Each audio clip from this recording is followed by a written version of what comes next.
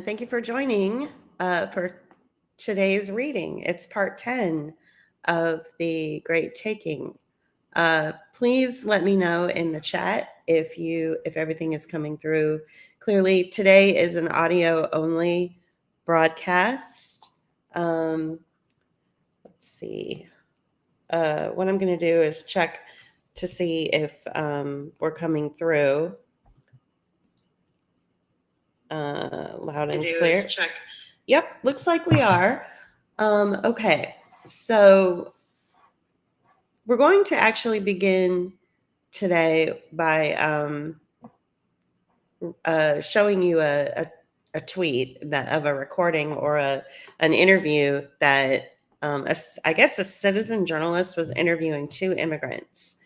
We want to start out this discussion about, the Great Taking or this great financial reset.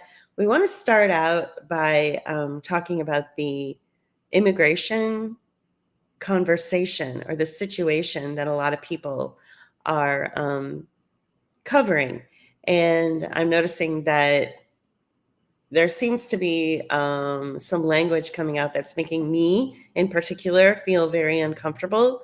And when I expressed this to JP, he was like, yeah, it makes me feel uncomfortable too. And so he's actually going to join me today for the first part of this recording, this audio only broadcast, to talk about his position on it as well, based on a New York Times morning email that we got on Wednesday. But before we do that, let's set the whole thing up by playing this interview that somebody gave, or that a conversation or a series of questions that I guess a citizen journalist asked a couple of immigrants, like a married couple and their child. Mm-hmm. So hopefully you'll be able to see the screen. Just give me 1 second while I pull it up, and I'm going to go ahead and play it, and then we're going to discuss his delivery. We're going to discuss their responses, and we're going to go on into some other things regarding immigration policy in the United States. ¿Cuánto tiempo han estado quedándose aquí en el Rojo Hotel? Yo llegué de julio. ¿Cuántos meses es eso? Como 7 meses. ¿Y han tenido que pagar alojamiento? No, nada. No he pagado nada. ¿Es 100% gratis? Sí. ¿Y le dan almuerzo, desayuno?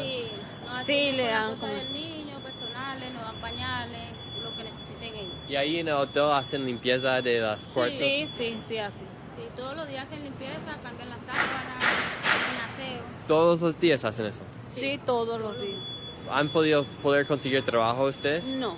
Yo no. Si ustedes tuvieran un problema de medicina, ¿cómo podrían recibir ayuda con eso? Bueno, con una tarjeta, la del seguro de Medicare. Y la MetroPlus. Nosotros tenemos la MetroPlus y eso nos abarca el seguro que nosotros necesitamos para los niños y también nosotros nos beneficiamos de eso. ¿Se sintieron apoyados gracias a nuestro presidente Joe Biden? Bueno, sí, porque si no estamos trabajando ni nada, él es el que nos está ayudando prácticamente. Entonces, ¿quién está apoyándoles en todo eso? ¿Sería el gobierno? Bueno, el gobierno. La verdad, el gobierno, pero no sé, en realidad no sé. ¿Y ustedes saben que los ciudadanos de Nueva York que están pagando por todo eso, cierto? Es su dinero, de los impuestos. No sé. ¿Supieron eso?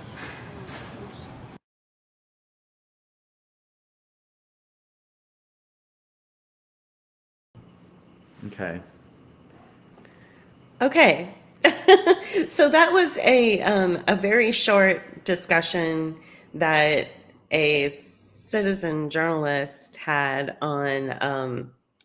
with these two immigrants, and he was saying, do you work? And they said no.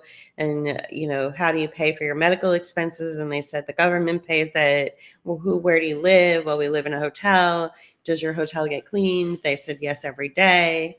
So it seems a little bit, well, it's there to gin up some kind of anti-immigration response from the public. Right. So we want to address that. So so some of the questions were there to provoke issues, like the question at the end was not necessary. I felt when Julie first played the video for me, I thought that's really, he didn't need to ask that. I'm not saying he shouldn't have, I'm saying he didn't need to. The other question about, the hotel room and the fact that they, had it cleaned was there to provoke people to going, they could get jobs at the hotel doing that same job, doing cleaning. Of course they could, but that's not the point, right? The whole point of this thing is something else. They're not here to work, okay? And we'll get into that in a minute. So what did you think? Yeah. So the very last question he asked was, do you realize that New York taxpayers are paying for you to live this, this kind of life where you don't have to work, where you live in hotels, where you have a maid service, where you get free food, free medical care? And they were like, we didn't know that. Well, why would they? I mean, seriously, like the last sentence that he asked, or the last question he asked in the last portion of that very short discussion that we just played. So if you missed it, you're going to have to go back when we finish here and watch it. It wasn't necessary. I agree. Because that's a different kind of conversation. But I think if we focus on how the language around and the conversations around immigration and the policies and the financial policies. And I promise that I will get to the reading after we open up with this discussion about what seems to be at the forefront of everyone's conversations and everyone's concerns. Of course, this is highly politicized, what with the election coming up and everything. So, clearly Biden is trying to pander to, the voting population that might be sympathetic towards immigration policy, right? So, well, I think that this is going to be a focus of the election. Sure, of course. But to illustrate like what I was saying before, like this is designed to provoke. The questions were, and so I'm not even sure what point of view this interviewer was coming from. He could have been. He's just trying to gin up responses. He could have been a liberal posing as a conservative, of course. Yeah. There's other, so you have to look out for this kind of stuff because there's stuff floating around on YouTube, on Facebook. My neighbor sent me a meme that said retirement plan, move to Mexico. Number 1, move to Mexico. 2, give up citizenship. 3, come back illegally. 4, set for life. Okay, so this is something, I don't believe that this was made by an American who's angry at immigration policy. I think this is something that's coming out of, like a CIA type of of course. What do you call it? Propaganda campaign. I think it goes without saying that much of what we see on the internet, as anything that gives us an emotional response to anything, whether it's bloody, beaten children in Gaza or, shit going down in Ukraine, it's all a CIA operation. And if you're not familiar with how the entire system is, especially if you're online, if you spend a lot of time on social media and a lot of these images promote some sort of emotional response from you, you're being manipulated by the CIA. And that goes for both sides, whether you're liberal or conservative.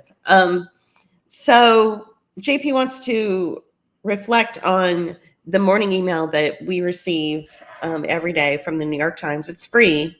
And we don't look at it because we are big fans of the New York Times. We look at it so that we can gauge maybe what's coming next in the country, maybe where the conversations will be headed, maybe policy will be, maybe we can read between the lines in these free emails that we get that will somehow illuminate us as to what policies are coming next.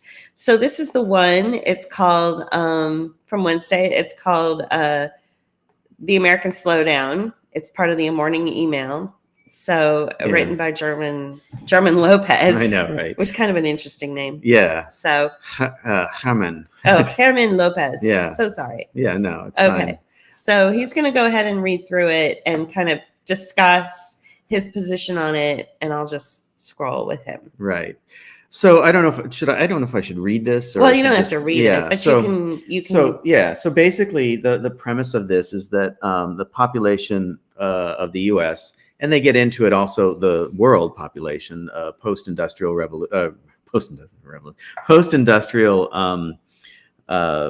economies and countries are sharing in this, but what they're basically saying is that United States population has hit its peak. It's been going down. People are not having babies, and that the only way that we're really maintaining any sort of population growth is through immigration. They go through, evidence of this. They have a chart here. If you want to scroll back up, that chart there, where it's like 4 scenarios collected by the demographer William Frey. And it shows what could happen to the US population in 4 different scenarios. Each one, the population eventually peaks, but how soon it happens depends on how much immigration the country has. And so high immigration, historical, and low, and then 0. And then they go on to say, well, 0 is like it wouldn't happen. It's just there for, a good example of like, what might happen if there was 0 immigration policy. That's read between the lines. You're bad if you think that, there should be no immigration at all. But it's also saying it's unrealistic that, because the U.S. has always had some level of immigration. That's just part of, being in the United States. Isn't that what the U.S. was founded on? Yeah, basically. And so, it's a double-edged, kind of, factor there that they brought in. They go on to say many Americans favor lower levels of immigration. They worry that new immigrants take jobs and reduce pay. They also fear that new arrivals can change a nation's culture. Immigration. Now, this is Weasley. This whole thing, the New York Times is always Weasley in the way that they write things, right? They're basically assuming what you and I think. Okay, they're not telling us where they're getting this information like they do. They provide evidence otherwise, right? But they're not providing evidence on this opinion that they're saying. That many Americans. Okay, so where do they get that from? Many Americans think. So whenever the media, sorry, I'm going to interject. Whenever the media says many Americans think, really, because each individual American and each individual person that lives in this country thinks different from the other person. Right. There may be some crossovers. There may be some things that we can all relate to, but I guarantee you, your thoughts are very unique to mine, and mine are very unique to yours. So when they make these sweeping, generalizing statements that begin with "many Americans think," anyway, that just bugs me about the media in general. Well, that's editorialism, right? Mm-hmm. Or that's editorializing the content. Yeah, okay. Right. And so they say, they worry that new immigrants take jobs and reduce pay. They also fear that new arrivals can change a nation's culture. Immigration, especially the illegal kind, has fueled political instability around the world. Racism and xenophobia also play a role. So this last statement here, or second to last, immigration, especially the illegal kind, has fueled political instability around the world. Well, who's driving that? Who is driving that? They blame it on wars. So if you remember back a number of years, I guess it's up to 10 years now, this whole thing with the war in Syria that started driving immigration into Europe. People were coming in, across the Mediterranean on boats, and you remember all that, Julie? Mm-hmm. And they had all those videos of like dead kids on the beach. And shit. Sure. Remember the image of the dead child on the beach? Right. Yeah.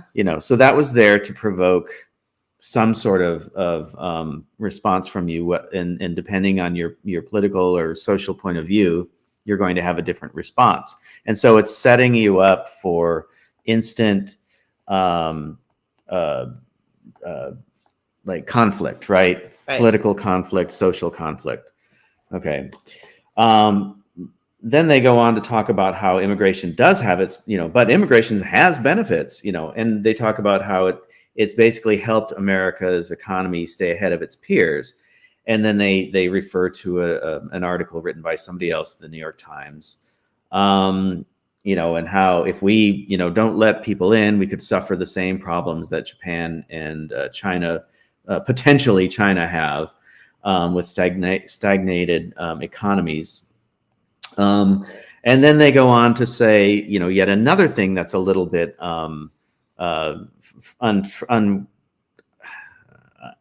that I can't trust, or that's basically weasel language again, is that they talk about how the U.S. could increase its population through having more children, but that's been declining and blah blah blah. Well, that's been declining because since I was a child, they've been propagandizing us, and as a child. And in growing into an adult, I believed the propaganda. Why? How could you not believe it? That there was global growth population, and then I swallowed that hook, line, and sinker. Mm-hmm. And I didn't have kids mostly because of what I had been hearing since I was a child. And so they do that double switch where it's like, okay, let's blame the people who have believed what they were told before. So now we're being told another story, right? So that's constant. That's a constant in our society, right? In the last 50, maybe 60 years that we get, or even longer, I'm sure, that we get two different messages coming at us at the same time to keep us off our game, basically to keep us, unfocused. And then, then it goes on, demographers and blah, blah, blah. And then for more, do millennials not want children, or are they merely delaying having them? About 2/3, and these are other headlines, about 2/3 of people now live in a country or area where fertility rates are below replacement level. Can I interject? Yeah, go on. At least they're saying that. This, New York Times is like the most liberal, all of your liberal friends read it. And I think this might be the first time I've ever heard a liberal publication talk about declining birth rates. This, you just got through saying that you've been told your entire life that we are overpopulated. Right. And that's one of the reasons that kept you from having children, is because you believed this liberal talking point, and there were all the statistics and all the science that proved it, and yet it wasn't true. And so now they're finally saying there is a low fertility rate. We're actually not overpopulated. So I find that really interesting, just in general. Well, it's what I like to refer to as liberal hand wringing, and what I find, and because I was a big consumer of like NPR news for years. And what you always hear, and you see it in the New York Times too. So if you're familiar with the way that they talk, the way that they produce information and cover things, is they always present a problem, they wring their hands over it, and they go, oh, well, I guess there's nothing much we can do about it other than, be aware, right, and vote the right way, is basically, the message that they always come across. Right. And so speaking of that, further down in the email under the latest news, okay. So on the very last point here, where it says Biden, just above the soldier photo, Biden said that. Yeah, go ahead. You can read it. Biden said that Trump despises Latinos in a Univision interview. He cited Trump's talk of immigrants, quote, poisoning the blood of the country. Yeah. Oh no, it's a bloodbath. Right. Yeah, we can get If you guys don't know the bloodbath joke, look it up. Yeah, it's pretty funny. Anyway, well, Google apparently took away a given meaning of. Oh, and that's actually really important, because with these audio broadcasts that I do every Friday, either at 10 a.m. or 11 a.m., and today is at 11, so thank you for joining. It's all about the economy. So eventually, we're talking about this immigration stuff because eventually we're going to get to our point here. But I want to bring up what he just later on in the discussion. I'll bring up how the term bloodbath has been redefined. Okay, I just wanted to put a little pin in that, and then I'll come back to it. All right. But the thing about the Trump, this thing about Biden and Trump, Biden saying that Trump despises Latinos. You know, whatever. It's an election year, but this is your pivot. So they oftentimes will hide the big news. They will bury the lead. This is your pivot point here. This last little bullet point where you know now, after reading the content above, that immigration and the policies surrounding it are going to be the focus of the election. The election, especially Yeah. coming from the Democrat side. Mm-hmm. I would say that the thing that sort of started this is the next point down here. That started this entire immigration conversation is the next point down here, where it says the justices declined to block a Texas law that makes it a crime for unauthorized migrants to enter the state. Hours later, a lower court effectively blocked the law and scheduled arguments for today. Now, this was written on Wednesday, so who knows where those arguments went, since today's Friday, 2 days later. But this is what sparked the conversation about the immigration situation. This New York Times article continues the conversation and hints at this idea that, like JP just said, that it's going to be effectively the thing that is brought into the forefront of the election campaigns. Yeah. I'm sure every candidate is going to be discussing it first and foremost. It's on everyone's mind. Everyone's talking about it. And well, there's one more thing. okay. Down here, this first bullet point after this photo, where it says Laura Loomer interviewing. She's a favorite amongst like pretty much everyone on Twitter. Yeah. What is her stance? See, don't you love how JP doesn't know who Laura Loomer is? That's why I'm married to him. Because a lot of shit that is garbage, he doesn't even know about. Yeah. So we're looking at someone who's not filled with garbage when he talks, which I love. Like, she's just some right winger who goes out, and she's probably CIA. Probably, you know? yeah. I mean, she. I mean, if she's in the New York Times, Right. then obviously she's. Yeah.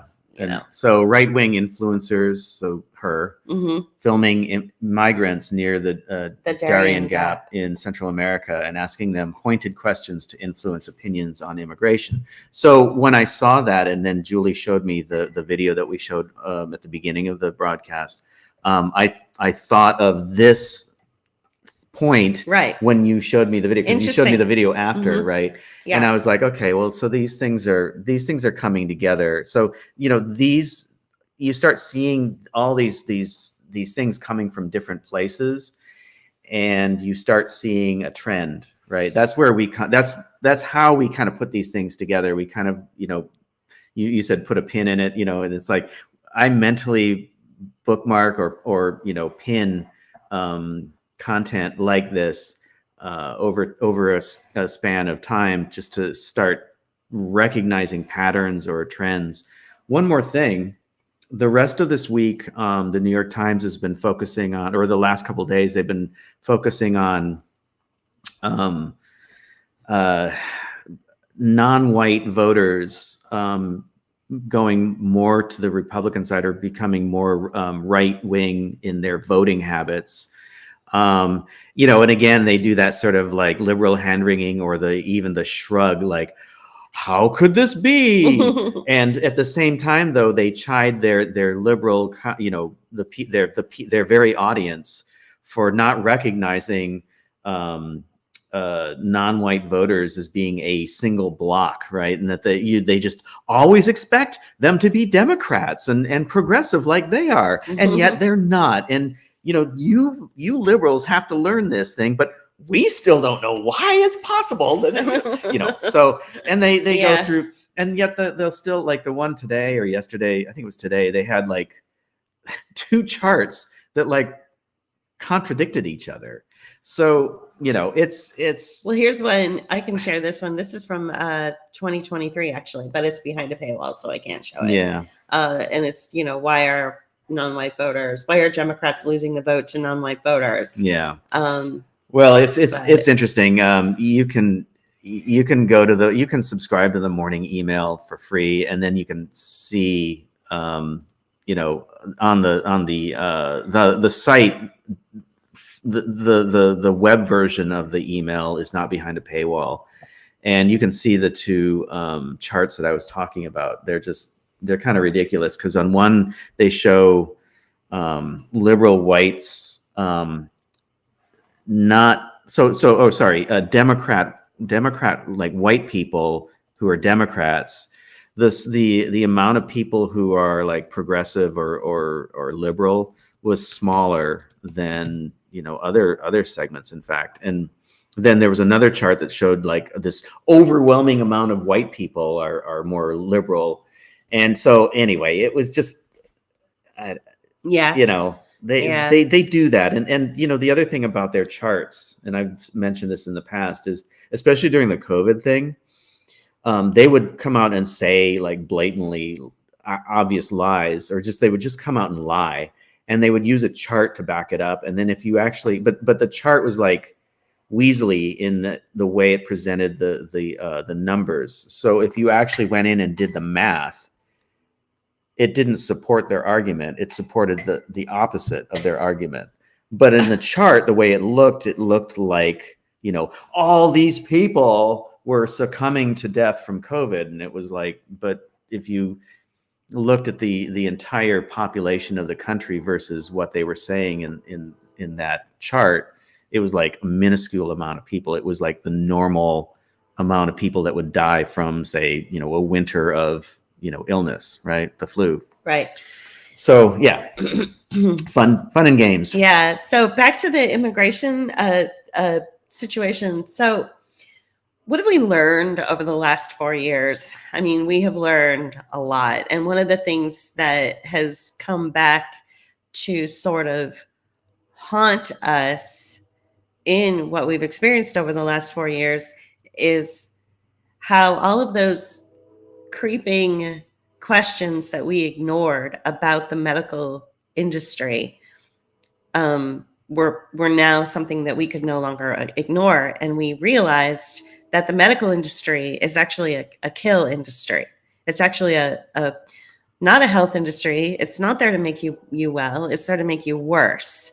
Put you on medications to change your behavior, put you on medications to keep you from doing, especially women, what their bodies are naturally supposed to do, which is, ovulate, or, what I'm saying? That's birth control. We find out that in birth control is actually a big reason why so many women are considered like bipolar. I mean, I'm not a medical doctor, so don't come to my house and arrest me, but I'm just basing it on what I've read, what I've heard people say, doctors I've listened to who've given interviews, statistics that have been shared, science that has been proven, all this stuff. I'm just repeating it. And so anyway, long story short is we learned that the medical industry is bad news, right? It's there to make you sick. It's there to make you sick. So and that now they can make money. And now it's run by the military, basically the HHS, the NIH, the CDC, the FDA, all the 3-letter health agencies are backed by the military through these emergency authorizations. So anytime there's an emergency, all rights, all freedoms go bye-bye, and they can do whatever they want. And funding flows to and those funding flows issues, to right? those to the medical industry itself, hospitals, clinics, pharmaceutical industry, all that stuff, right? So we as Americans have decided a big portion of us have decided to turn our back on it. We're done. It's like, how much more do you have to prove to us that you don't have our best interest at heart? There are people that have walked away from all of their, medications that they've had to take their whole life, practically just walked away. People that stopped doing, chemo, people that just have said, we're done with the killing. We're done with the making us sicker and sicker and sicker. Americans are the sickest population on the planet. I started, and just as I promise I'm getting somewhere with this, but I want to just tell you a little story. I ordered some snack food from France. and it tastes different. Le snack food. The snack food, it tastes different, doesn't it? Le food de snack. Doesn't it? Yeah, it's good. It tastes different. It's not full of chemicals. And I'm not talking like extravagant snack food. I'm talking like the French version of Cheetos. Right. Somebody gave it a review and I was like, that's interesting. And they said it tastes different than American Cheetos. So I bought it. And when I opened it up, I was like, oh yeah, it tastes different. It's probably using real cheese. It just tastes different. And, some other things that I purchased too. And so if they're doing that to snack food, imagine what else they're doing it to You're so fancy. In our food industry. Like imagine, so a lot of people are saying, especially popular podcasters now are saying, I think a lot of why we are so sick in America is because of our food, our food consumption, it's so chemicalized now. Yeah. So what have we learned? We've learned to walk away from the medical industry. And so what does that do for the medical industry? They're losing a big portion of their customer base, basically. Right. So they have to replace the customer base. And this is why I wanted to show you this screen. So this is the U.S. Citizenship and Immigration Services website. Here are all of the vaccines that are required for immigrants: mumps, measles, rubella, polio, tetanus and diphtheria toxoids, pertussis, Haemophilus influenza type B, hepatitis B, COVID-19 vaccine, and any other vaccine preventable disease recommended by ACIP, or the Advisory Committee for Immunization Practices. I didn't even know what ACIP was until the COVID operation was foisted upon us, and some extremely intelligent people from the medical industry and from the health industry, the government health industry, were like, if we can get rid of ACIP, the Advisory Committee for Immunization Practices, this whole thing falls apart. So ACIP is basically telling U.S. Citizenship and Immigration Services, as well as the CDC, as well as the FDA, as well as the NIH, blah, blah, blah. They're telling them what sort of vaccines we all need. But Americans who were born here are kind of backing away from, we have an entire section of the population that live in the middle of the country. They're called the Amish, who have never been vaccinated. There's big swathes of the population, of the American population, that have actually never even had a vaccine. And somehow they've been able to survive. They've been able to go to school. They've been able to get an education. They've been able to get jobs, and yet they've never been vaccinated. And now even more people are walking away from the medical industry as a whole. Right. So they have to replace those people with new people. This is my opinion about it. Maybe that seems a little simple-minded I think this is a good assessment, because they need to make that extra money somewhere. And so why not start importing bodies to industrialize and to enter into the medical industrial complex. Now, here's something else that I think is parallel to that, with the immigration and allowing people just to come across the border and give them these hotels and whatnot. They're also now becoming part of the poverty industrial complex. Okay, so we lived in a little city just outside of Pittsburgh. I consider it Pittsburgh. It's part of the greater Pittsburgh, and it was a community of deep poverty. In fact, that area probably had more Section 8 housing than anywhere else in Pennsylvania, if not just, at least anywhere in Allegheny County, where Pittsburgh is. And its share of the burden was completely skewed, right? It bore the brunt of poverty in Pennsylvania. And lo and behold, it's also considered the most dangerous city in the state, which is, total bullshit. But because we lived there and we knew that it wasn't that unsafe, that it was, it's just a community of poor people. Anyway, they are the poverty industrial complex, as we've pointed out many times before, is set up to keep people in the system. People who are born into the system are basically there for life. There's just no way that you're going to get out of it unless you're just a very extraordinary person, or that the state or the powers, go, well, we could actually use this person in our world, and we can get them out. So, these people pop up now and then, and they're used and trotted out and used as examples of, oh, look how they, pulled themselves up by them or their own bootstraps. Bullshit, right? But for the most part, most people are just pushed into this, born into this, and kept there because they're there for the state and the three-letter agencies, as well as the nonprofit organizations, to continually make money from them. Okay, it's just they're there to make money from. So we talk about wraparound services. That's your nonprofit industrial complex. There's the welfare state. There's housing, HUD. All these agencies are there to keep poor people poor because that's how they make money. Right. Okay, so those people are getting, they kind of like got to a certain point, and it's like, okay, well, we only have so many poor people in the United States, and we've made as many poor people as possible, by creating homelessness.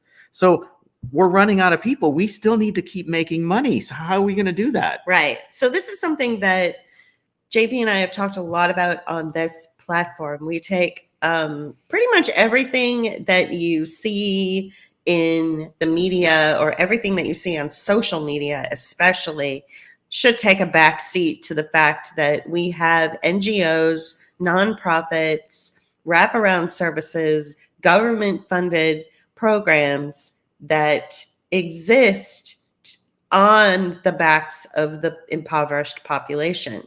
That is how our country is run. Now, I need to put a disclaimer in there.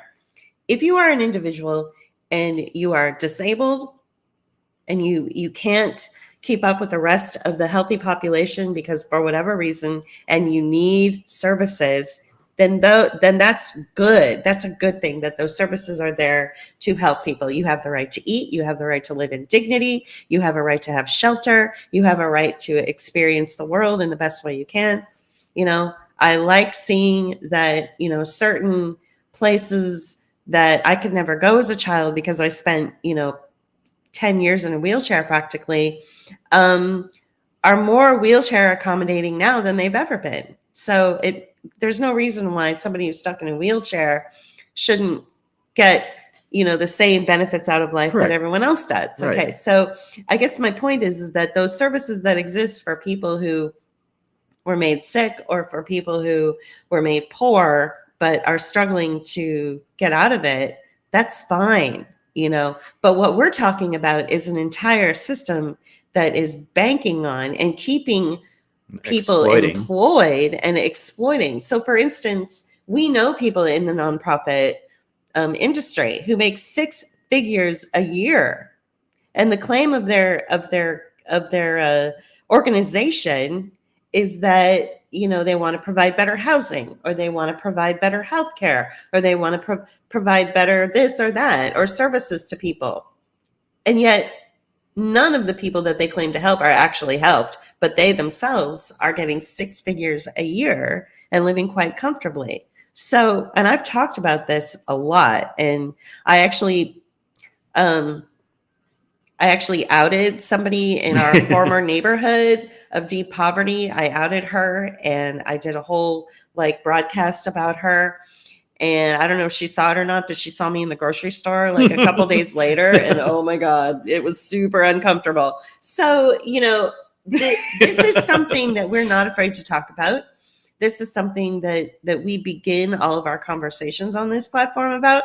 And if you are going to talk about the immigration policy, if you're going to talk about immigrants, then you have to begin the conversation with is that they are basically being used. They're being lured over, allowed in, and they're being used so that these NGOs and these nonprofits and 501c3s and these government-funded wraparound services can continue to employ people who don't really give a shit about them.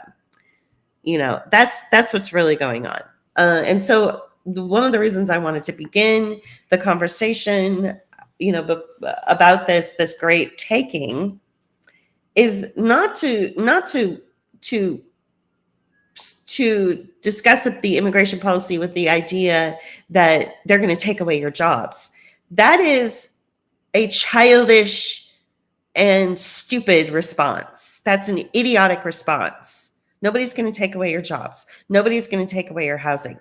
These people are being used so that your friends who work in the nonprofit industry can continue to be employed, and their wallets and their paychecks can get padded pretty well on the backs of people who don't understand that they're being used. What does this sound like to you? You mentioned it.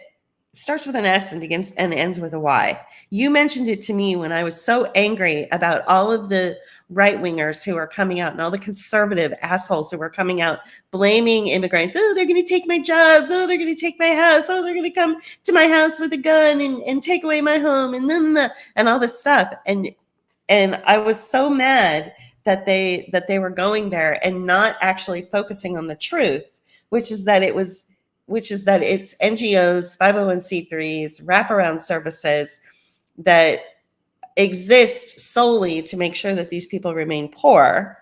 And you said that sounds like fuckery, slavery. Oh, slavery. It begins with an S, not an F. But it may as well be F. What did I say? You said it sounds like slavery. So Yeah. if you go back a few hundred years ago, this is exactly how the nation was built. Whether you believe it or not, I don't really care. But the point is that individuals were brought over on ships, and they were traded and moved into different types of services, whether they were, building homes or picking cotton or, cleaning houses or whatever. They were pushed into certain industries, and those industries existed on the backs of individuals who didn't get paid. And they were treated pretty badly. Granted, the immigration population, according to, many people out there, even people who are part of the wraparound services that benefit from the poor people, they will say, of course, we want to give them, housing and maid service. They shouldn't have to live in squalor. Right. Okay. So Yeah. the attitude around the immigration policy is so, amongst the social media population. And I don't know if the general American population really even thinks about it or even has an opinion about it. I think most Americans are so busy. It seems like a lot of people that we know around here don't really fall for the trap. Well, yes and no. I mean, I think that there are some, that a lot of people, if they care at all, go to the reactionary place, and that's easy to do because of what we just heard in that interview, right? And I want to underline this because before you've talked about Zuboff, Shoshana Zuboff, Harvard educated CIA agent, talking about how, or a Harvard professor, I should right? say. So talking about how we are now the gold that they mine, right? Right, And we're the gold, and because we're living in the U.S., we're we have jobs and everything, but they're using our online presence to extract from us. Okay, so if you take that one step sideways, I guess, and think about the immigrants now are also becoming that resource. Okay, so their bodies, their very being in the United States now are a source of income, just like we are a source of income online with our online presence. They're a source of income by their physical presence in the United States. They are now they've now become slaves in a different manner. And if you look at the progression of slavery in the United States and in the world for the last, say, maybe 500 years, you went from chattel slavery, and then once the Industrial Revolution took place, you had wage slavery. So chattel slavery morphed into wage slavery, which we're still in. We're still part of the wage slavery system, and we're still slaves, believe it or not. But now we're kind of transitioning into another kind of slavery at the same time. And I believe that that's the kind of slavery that prisoners and immigrants are being pushed into. Exactly. Now, I want to take this one last point, and then I'll continue with the reading. Okay. The last point I have regarding this immigration conversation, it circles back a little bit to blockchain. If you go back to a few hundred years ago with the slave situation, one of the reasons that slavery ended in the United States, not because, the right person on the right side of history won the war or whatever, it was because there was no way to really track them anymore. It was becoming financially difficult to track them.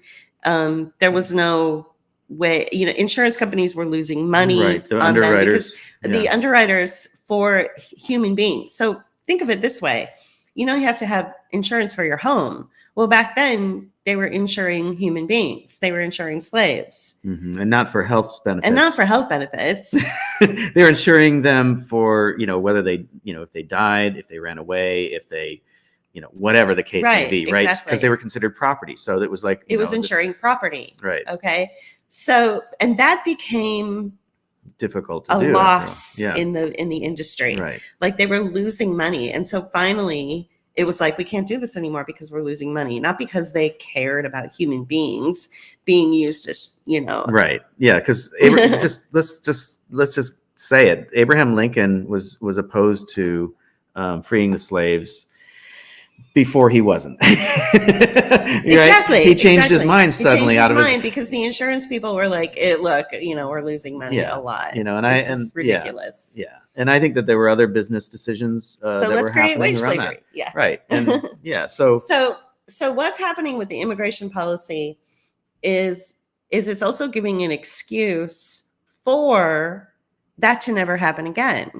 They want to make sure that they can track and continue to make money. And and when I say they, I'm talking about the NGOs, the 501c3s, the nonprofits that benefit greatly by making sure that individuals and families specifically down to their DNA practically are tracked and put on a chain.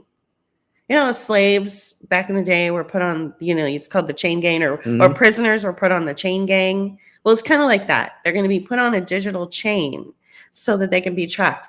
Now, the conversation around blockchain to me is infuriating to me for so many different reasons. Number one, we're not there yet. The technology just isn't there. Talk to any engineer. They're like, no one can afford the people who would actually create the blockchain. They're expensive. Right. And the government doesn't want to pay a bunch of tech nerds, right, that kind of money. Okay. They're not able to go to scale. They're not able to go to scale, but they sure do want to. And who's supporting it are corporations like IBM and stuff. Right. They can afford it. And so they just... But they're still not there yet. They're not. And so, but... so that's the first part, is that we're not there yet. It's not affordable. The technology isn't there. And so a lot of people on social media, especially, they've got to be some kind of assets or agents, in my opinion, or they're just useful idiots, are getting it wrong. Like somebody whose name rhymes with Phantom Mo. They're getting it wrong. They're getting it totally wrong. And they're just leading hundreds and thousands of users down this ridiculous path. And those users are saying things like this: oh, this is so depressing. This is so awful. I'm going to be on a blockchain. Oh, no. It's not you, you privileged idiot. It's going to be the immigrants. It's going to be the prison population. So you get these real, and this is my second gripe with the blockchain conversation, is I went through and read a whole bunch of comments from some useful idiot who believes that blockchain is like a real thing and it's here and it's now and he's like all scared and bringing in a lot of chaos and confusing conversation. And here are the majority of the comments. I don't understand what you're saying because I'm not technically minded. And number two, man, maybe I should just go live on an island somewhere. Just go buy a piece of land on an island and throw away all my devices and get off and just, live off the land. And I'm thinking to myself, excuse me, but your privilege is really showing. If you have the kind of money that you're even thinking about doing that, so blockchain. And so that's my second gripe, is the amount of people that are screaming and yelling about blockchain are the people that will never ever be on it. Right. Right? Yeah, exactly. But all that said, let me just begin with that so that you understand my position on this.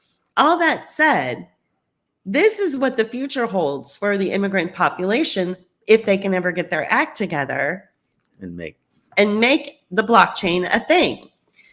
Blockchain-based distributed ledger implementation could make the travel and immigration process more secure and streamlined, as well as improve efficiency. And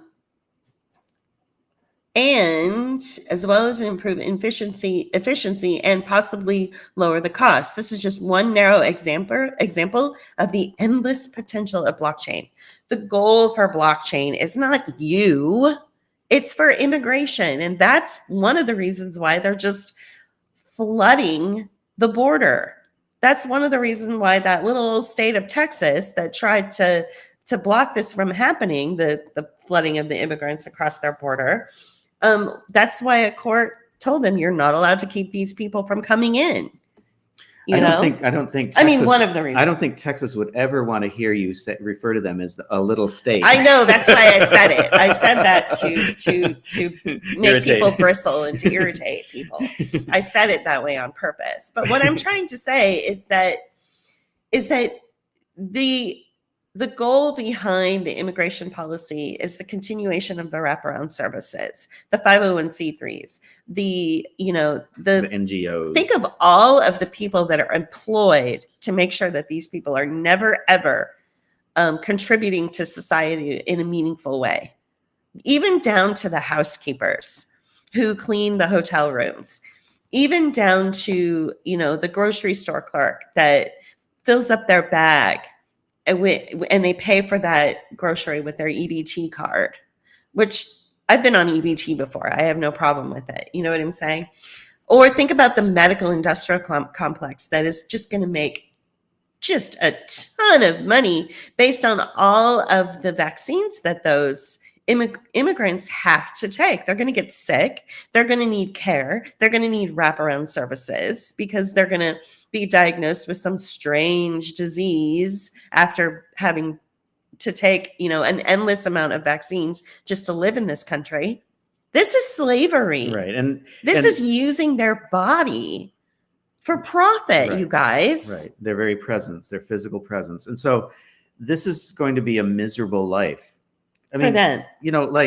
I don't know and about then you, putting them on a chain, right, on a blockchain here. I wouldn't. Okay, so here's the means thing. that they can never get out of it. Everybody thinks that they're going to be completely free to do whatever they want, and they're living off the government. They're living off your taxes, and that's completely false. They're not going to be free. They're going to be completely controlled. Can you imagine living in a hotel room for the rest of your life, or at least for the next 5 years? Or something similar. Because those hotel rooms are temporary. Right. It's because it's a revolving door. Right, exactly. And until they get a permanent housing, mm-hmm. And so they're going to be pushed into some sort of housing that's going to be, where they will have no choices on where they live, how they live, and what they do. Their life will always be controlled through whatever thing they're told that they need to do next. Right. And so the only other hope that they could possibly have with getting off this chain, getting off this, medical slavery, if they ever become wise to what the government and the NGOs and the 501c3s and all these wraparound services are really doing to them, where can they go? They can't go back to their home country. Well, I suppose they could, but would they want to? Well, guess what else we're letting across the border, like with no resistance? Cartels. Drug cartels and gang leaders. They have a lot of money, they have a lot of influence, and they have a lot of power. And how much you want to bet that they are stationed and strategically placed in areas where there's high immigration population? So the drug cartels can easily tell these immigrant people who maybe want to get off this awful chain that they could potentially be on, sure, we'll give you a job and we'll pay you lots of money. We'll pay you more than your welfare benefits. So these people are being set up, you guys. Mm-hmm. And I wish that the reactionary right, and I wish that the liberal hand-wringers and the liberal hand-wringers would start to focus in on the truth about what the immigration situation is really about. Mm-hmm. Okay. One last thought, and that's else it'll be a bloodbath. It'll be a bloodbath, Julie. One last thing, and you can transition to that. Mm-hmm. The cartels are not just selling drugs anymore. They are beginning to focus on scams and taking away, basically draining your bank account. So keep in mind and stay tuned and be careful around any sort of phone call, any sort of text, any sort of email that is allegedly from your bank or your credit card company or whatever, saying, oh, there's a problem, and you better give me your credentials so that I can get into your bank account and make sure that everything's okay, so they can basically drain your bank account. So be very aware and be very careful. The phone calls that they make and the texts they make are designed to catch you off guard when you're in the middle of something else. Check this out, guys. So make sure that if there is something that happens like that, hang up and call your bank directly. Okay. Look at this. One of Mexico's most violent criminal groups, Jalisco New Generation, runs call centers that offer to buy retirees' vacation properties. Then it empties its victims' bank accounts. Yeah, and so that is just headline, one example of what it is. And even if CNN or the New York Times are talking about it, doesn't mean it's not real. Doesn't mean it's not real. Doesn't mean it's not happening. Right. Of course, they'll spin it into a sympathetic way, sympathetic conversation. Or blaming the victim. Or blame the victim. Right. But it's happening. So. And it's a bloodbath, Julie. It's a bloodbath. So what I want to do is talk about what went on with the term bloodbath before I read the next chapter. And I'll just, David Rogers Webb wrote this really short book called the Great Taking. And so everybody thank JP for being a part of this conversation for the first hour of this broadcast. Wow. I'll probably spend another 20, 30 minutes reading from the book, and then we'll call it a day. All right, so cool. Thanks for joining. Thank you. All right. So, but one thing that he does is he writes these really, really short chapters. So this broadcast will probably end soon. But before that, I want to talk to you about the term bloodbath. So it's apparently it was used in financial terminology. Like, I don't know for sure, but I was listening to someone and I was like, wait a minute. So it's not just about, the effects of a violent situation. Like, oh, it was a bloodbath. Everybody was like you see in movies, right? And oh, how did you like that scene? Oh, it was a bloodbath. Everybody was murdered and there was blood everywhere. Oh my gosh, it was a bloodbath. Well, apparently bloodbath also is like a financial term. And that Google actually changed the definition of it and took away the financial meaning of the term bloodbath. And the only reason that the word bloodbath is trending in the United States right now is because Trump said, if you do this thing in this particular industry, there will be a financial bloodbath. He didn't use the term financial, but he said bloodbath. And he was using it in the way that financiers or economists would use it. But of course, the media twisted it around and said he was being violent. And so now political Google has actually removed the financial definition or the financial meaning around bloodbath. Isn't that interesting, the way language is being recreated right before our eyes, and that history is being recreated right before our eyes? I thought that was really an interesting thing that took place this week or within the last couple of weeks. Okay, so let me get rid of this screen and we'll continue with the reading of David Rogers Webb's The Great Taking. So we are now on chapter 8, and it's called Bank Holiday. And it begins with a William Blake quote. They have bartered their birthright for a mess of pottage. So that's a William Blake quote. And he always begins every chapter with very short quotes. With Sun Tzu, I think he even had a quote from Orwell, a short quote from Orwell, and now he's quoting William Blake. And I think he even had a quote from Toy Story, which I thought was really funny. Humpty Dumpty was pushed, says Mr. Potato Head of Toy Story. So they have bartered their birthright for a mess of pottage. That's from William Blake. And so this is chapter 8 as we continue reading David Rogers Webb's The Great Taking. My Aunt Elizabeth had been 10 years old when the banks were closed by executive order in 1933. When I asked her to tell me about the Great Depression, she said that suddenly no one had any money, and that even wealthy families had no money and had to take their daughters out of private school because they could not pay for the tuition. I wondered why even these wealthy families could not send their children back to their schools after the banks were reopened.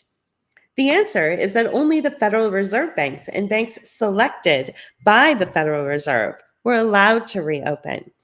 The Federal Reserve banks, writes Alan Meltzer, sent the Treasury lists of banks recommended for reopening, and the Treasury licensed those it approved. Meltzer's study, A History of the Federal Reserve, is considered the most comprehensive history of the central bank. People with money in banks that were not allowed to reopen lost all of it. Their debts were not canceled, however. These were taken over by the banks selected by the Federal Reserve System. If these people could not make their debt payments, which was now likely since they had lost their cash, they lost everything they had financed with any amount of debt, like their house, their car, and their business. Thousands of banks were never allowed to reopen. The grand facades of former bank buildings could be seen around Cleveland. There was such devastation of banks that a neighborhood Catholic church was built with massive stone columns salvaged from a bank building which had been demolished. The Cleveland Trust Company had grown through acquisition to become, by 1924, the largest bank in the United States. You know what? I want to insert a little anecdote about the church that I am a member of and that I used to attend in San Francisco. It's called Calvary Presbyterian. And somebody asked me, oh, which church is that again? And I said, oh, the one that looks like a bank up in Pacific Heights. So, it's interesting that he talks about how in Cleveland, where he grew up, that a Catholic church built its structure from the remnants of a closed down bank. Okay, so the Cleveland Trust Company had grown through acquisition to become, by 1924, the sixth largest bank in the United States. As noted by the Case Western Reserve University Encyclopedia of Cleveland History, the bank survived the Depression well. Look, how is this possible? It was selected by the Federal Reserve to consolidate debts. I had a finance professor who told the class that Cleveland Trust had run a systematic process of foreclosing upon and evicting many thousands of families from their homes in the greater Cleveland area. After these families were evicted from their homes and their equity wiped out, they were offered the possibility of moving back into their former homes as renters. The advantage to Cleveland Trust being that these families would pay to keep the houses heated until they could be sold. Cleveland Trust did well. How did my finance professor know about this? His family was one of those many thousands of families whose home mortgage had been taken over by Cleveland Trust. Contrast this with the cheery image conveyed by William L. Silber, who was a member of the Economic Advisory Panel of the Federal Reserve Bank of New York. And in his article, "Why did FDR's bank holiday succeed?" So he writes, much to everyone's relief, when the institutions reopened for business on March 13th, depositors stood in line to return their hoarded cash to neighborhood banks. And within 2 weeks, Americans had redeposited more than half of the currency that they had squirreled away before the suspension. The market registered its approval as well. And on March 15th, 1933, the first day of trading after the extended closure, the New York Stock Exchange recorded the largest one-day price increase ever. And with the benefit of hindsight, the nationwide bank holiday in March of 1933 ended the bank runs that had plagued the Great Depression. Contemporary observers consider the bank holiday and the fireside chat the 1-2 punch that broke the back of the Great Depression. The speed with which the Bank Holiday Act reestablished the integrity of the payment system demonstrates the power of credible regime-shifting policies. The Emergency Banking Act of 1933 had been passed by Congress on March 9, 1933, 3 days after FDR declared the bank holiday, with only a single copy available on the floor of the House of Representatives, and with copies being made available to senators as the bill was being proposed to the Senate after it passed the House. Was it successful? We are led to believe that the bank holiday was a brilliant scheme. Well, it was for some. It was enormously successful for those banking interests who took the assets and consolidated their power. It certainly demonstrated the power of regime-shifting policies. We will see that it was not just about taking people's homes and other stuff. As to ending the panic, perhaps that is not so difficult to do when you have fomented the panic itself. In the Wikipedia article, The Great Depression, we find the following illumination of the Fed's odd behavior in the years leading up to the bank holiday. The monetarist explanation was given by American economists Milton Friedman and Anna J. Schwartz. They argued that the Great Depression was caused by the banking crisis that caused 1/3 of all banks to vanish, a reduction of bank shareholder wealth, and more importantly, monetary contraction of 35%, which they called the Great Contraction. By not lowering interest rates, by not lowering rates, and by not injecting liquidity into the banking system to prevent it from crumbling, the Federal Reserve passively watched the transformation of a normal recession into the Great Depression.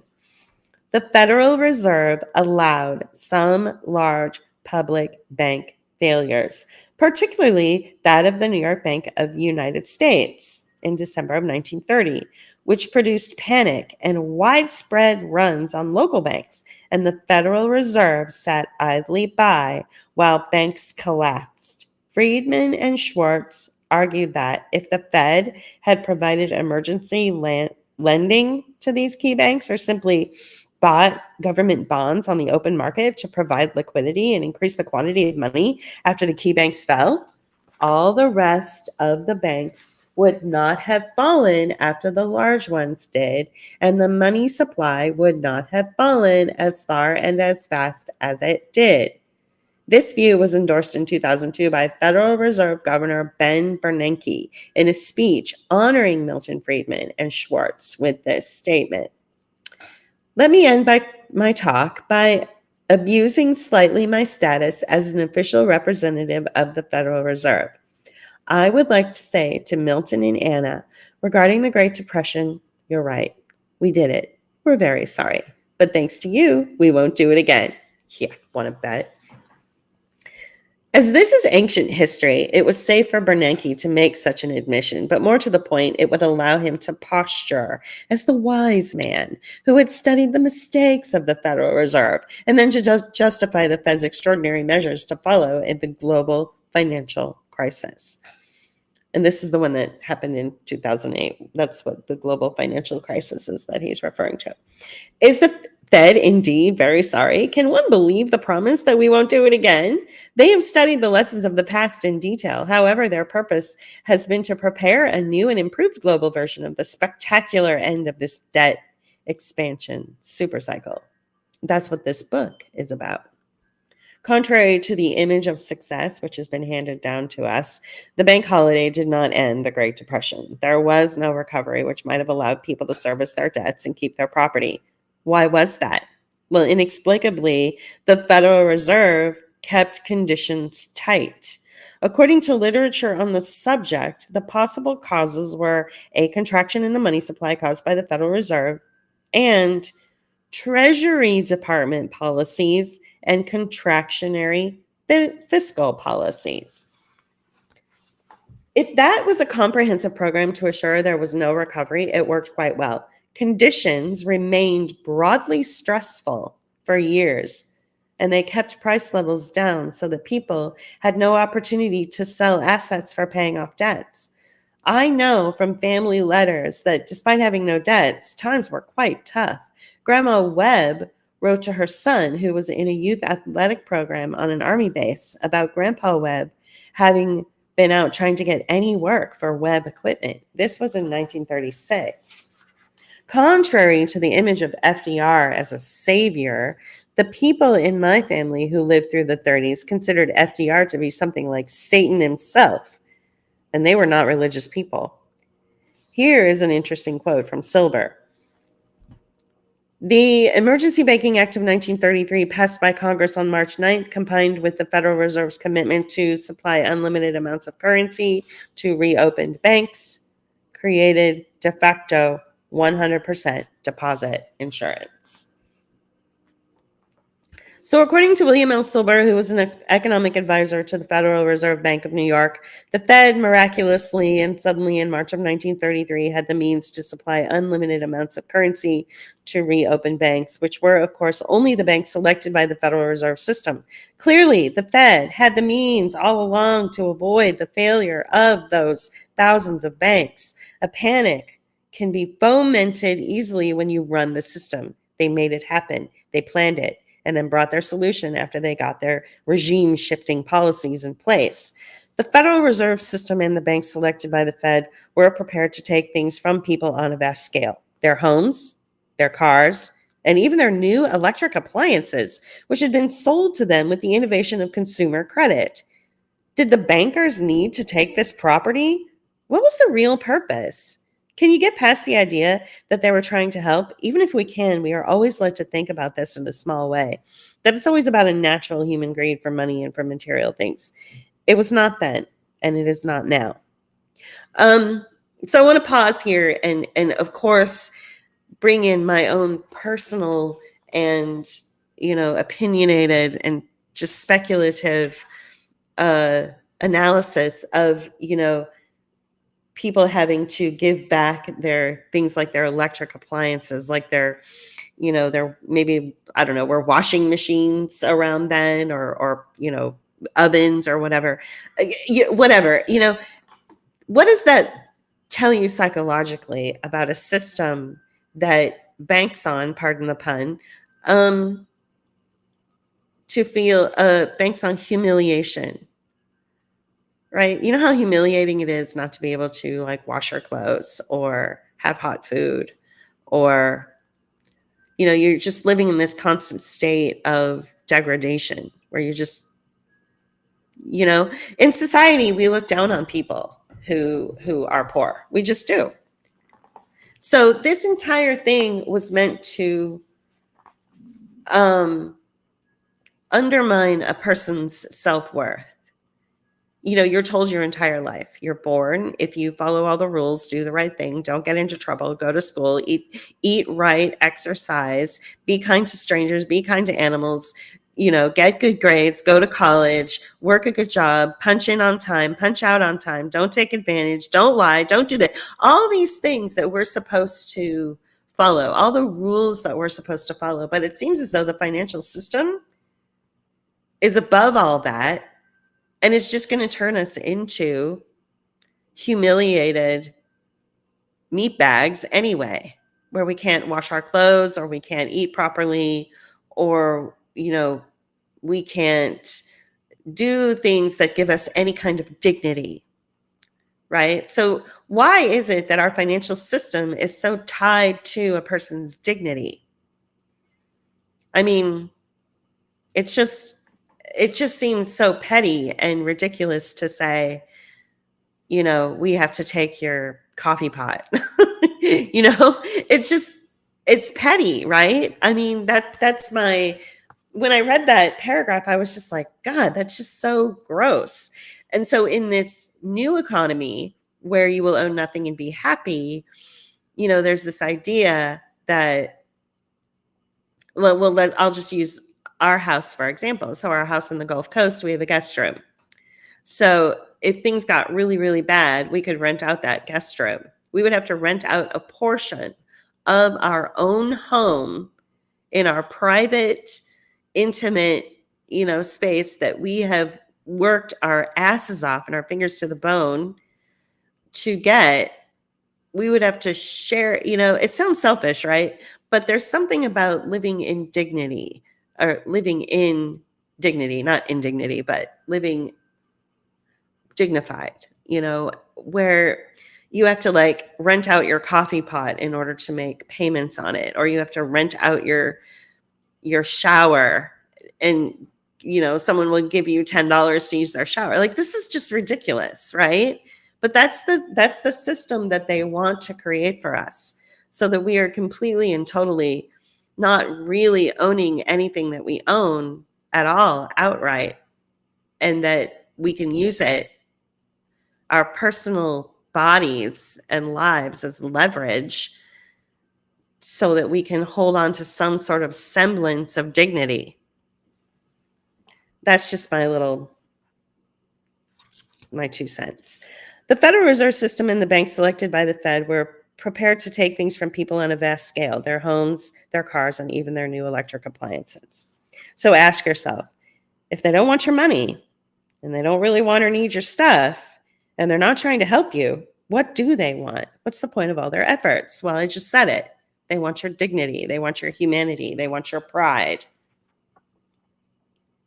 They want you to, like we spent the first hour of this broadcast talking about, they want you to become equal to those people that are crossing the border and who are just going to be enslaved for the rest of their lives to wraparound services. They don't want you to know of your own potential. This may be difficult to hear, and it was deliberate. This may be difficult to hear. It was deliberate strategy. Well, duh. It was about ultimate complete power, allowing no centers of resistance. And so it was about deprivation. It was about subjugation. And it still is in more ways than we know. So I've never read this book before. And before I even moved on to the next paragraph, I was nailing it.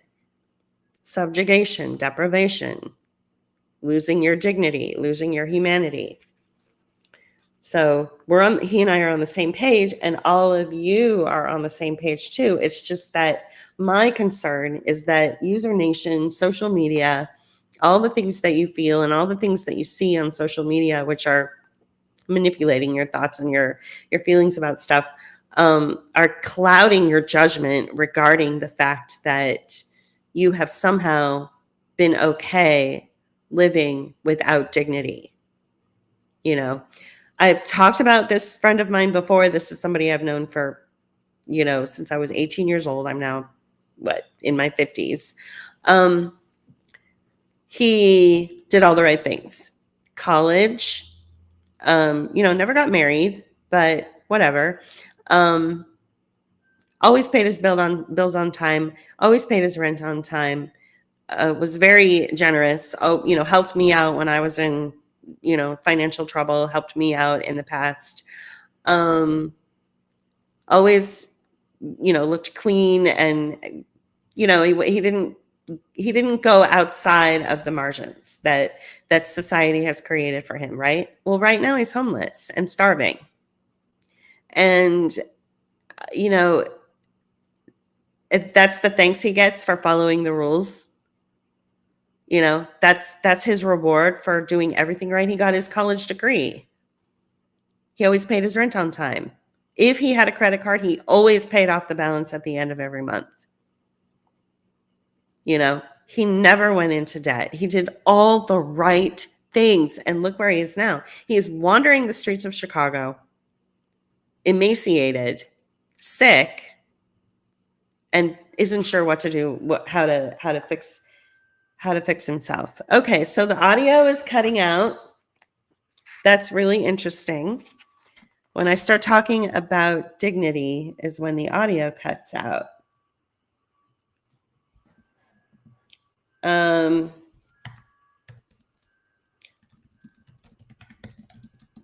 going to put a comment in the broadcast.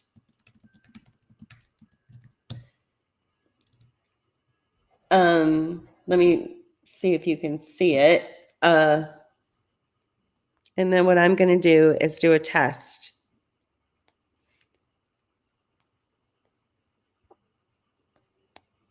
Okay. So it is interesting that when I start talking about dignity and how the financial system is doing everything it can, it is interesting that when I start system is doing. Okay, well, I am hearing everything well on my end. So if you are having trouble hearing me, please make a comment. But I'm going to continue reading. I told you about my friend's story and, how he did everything right. And look where he is now, starving and homeless.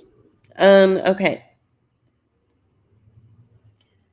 So while Cleveland is now a crumbling city, it was a center of incredible prosperity in the 1920s.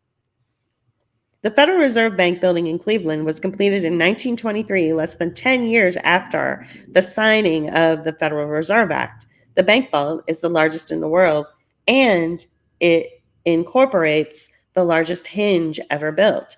It seems they were preparing to put a lot of stuff in there, and for the possibility that there might be some stress about that. Perhaps it was not to be filled with refrigerators, washing machines, and toasters. There are machine gun turrets above the sidewalk on the street level. There was a larger objective. It was not about helping people then, and it's not about helping people now. It is all part of the same deliberate hurting of humanity and elimination of any pockets of resilience which plagues us still. The preparatory work had been laid when the Federal Reserve System was secretly planned, and with the passage of the Federal Reserve Act in the quiet before Christmas of 1913, the Federal Reserve Act set up an inevitable logic that the Fed must make the gold of the public in a sufficiently major crisis. Okay, I'm going to read that sentence again, and I want you to tie it into this immigration policy and what Shoshana Zuboff told us. We are the gold, our bodies are the gold that are being mined for profit. The Federal Reserve Act set up an inevitable logic that the Fed must take the gold of the public in a sufficiently major crisis with the justification that credit could not be expanded otherwise. Create a crisis of a health crisis. And what is your gold? GOLD, not GOAL. I know that sometimes with an audio, words can be misconstrued. So let me spell it out for you. In the midst of a health crisis, or what they're telling you is a health crisis, what is the GOLD? What is the gold? it's you, it's your body, it's your ability to fight off, toxins. It's your immune response to your environment. It's your ability to digest good food, which will keep you healthy. All the nutrients will run into your bloodstream. That is what they call the gold. So if we take this financial crisis, that took place with the Great Depression and how all the gold was absconded with, and that the Federal Reserve Act, which was set up in 1913, it was all about taking, actual gold, GOLD. Then this crisis that took place, that we're told took place, this health crisis that took place, it's the same thing. It's the taking of the gold in you, which is your health. And also your mind, which helps you make, if you have the capacity for critical thinking, if you eat the right kinds of foods that keep your brain sharp. If, we take olive leaf, by the way. Don't arrest me. I'm not a doctor. But I give JP especially lots of olive leaf, and I take some myself. It's supposed to stave off brain deteriorating diseases, so look into it. But anyway, so your body is the gold in a crisis, and the gold is the gold in a financial crisis, right? So I'm just trying to help you. I'm just trying to compare the two, right? So this is exactly what is now set up to happen with all securities owned by the public globally. Here's an important excerpt from the Wikipedia article on the executive order. The stated reason for the order was that hard times had caused hoarding of gold. Imagine the NIH, the HHS, the CDC, the FDA. Imagine all of the heads of these agencies, along with the DoD for some reason, along with the Department of Defense and our military. The heads of these agencies all got together and they said, you know what those Americans are doing? They're hoarding their health. They're hoarding their brains. They're hoarding their strong bodies. They're hoarding their the blood that's running, the way it should in their circulatory system. They are hoarding their digestive process. They're hoarding their strong muscles and their good bones and their good joints. How dare they? We need to fix that. Okay? So they don't look at us as normal people. They look at us as hoarders. You ever seen the movie Hoarder, or the TV shows about hoarding and all of the mental issues and all of the trauma and the weirdness that comes around people who hoard in their homes and that live amongst garbage? That's how they think of us. That we're hoarding our health, that we're hoarding our money. They think of us as hoarders. However, the main rationale behind the order was actually to remove the constraint on the Federal Reserve, preventing it from increasing the money supply during the Depression. So remember, he talked about just a couple of paragraphs ago, the Great Depression was a nothing burger. It was just a regular little recession that was happening that was made a lot worse. All the federal had to do was maybe put, I don't know, a couple $1 million into one of the big banks, and it would have been fine. But they allowed the big bank to fail, which then caused everyone in the country to do a run on the bank. And then, of course, the media hyped up these, big banks failing. And so small town America and middle America ran to their local banks and took all their money out. There was a big run on the bank during the COVID crisis, too. So the Federal Reserve Act of 1913 required 40% gold backing of Federal Reserve notes that were issued. And by the late 1920s, the Federal Reserve had almost reached the limit of allowable credit in the form of Federal Reserve demand notes, which could be backed by gold in its possession. The executive order to confiscate all gold owned by the public was made under the authority of the Trading with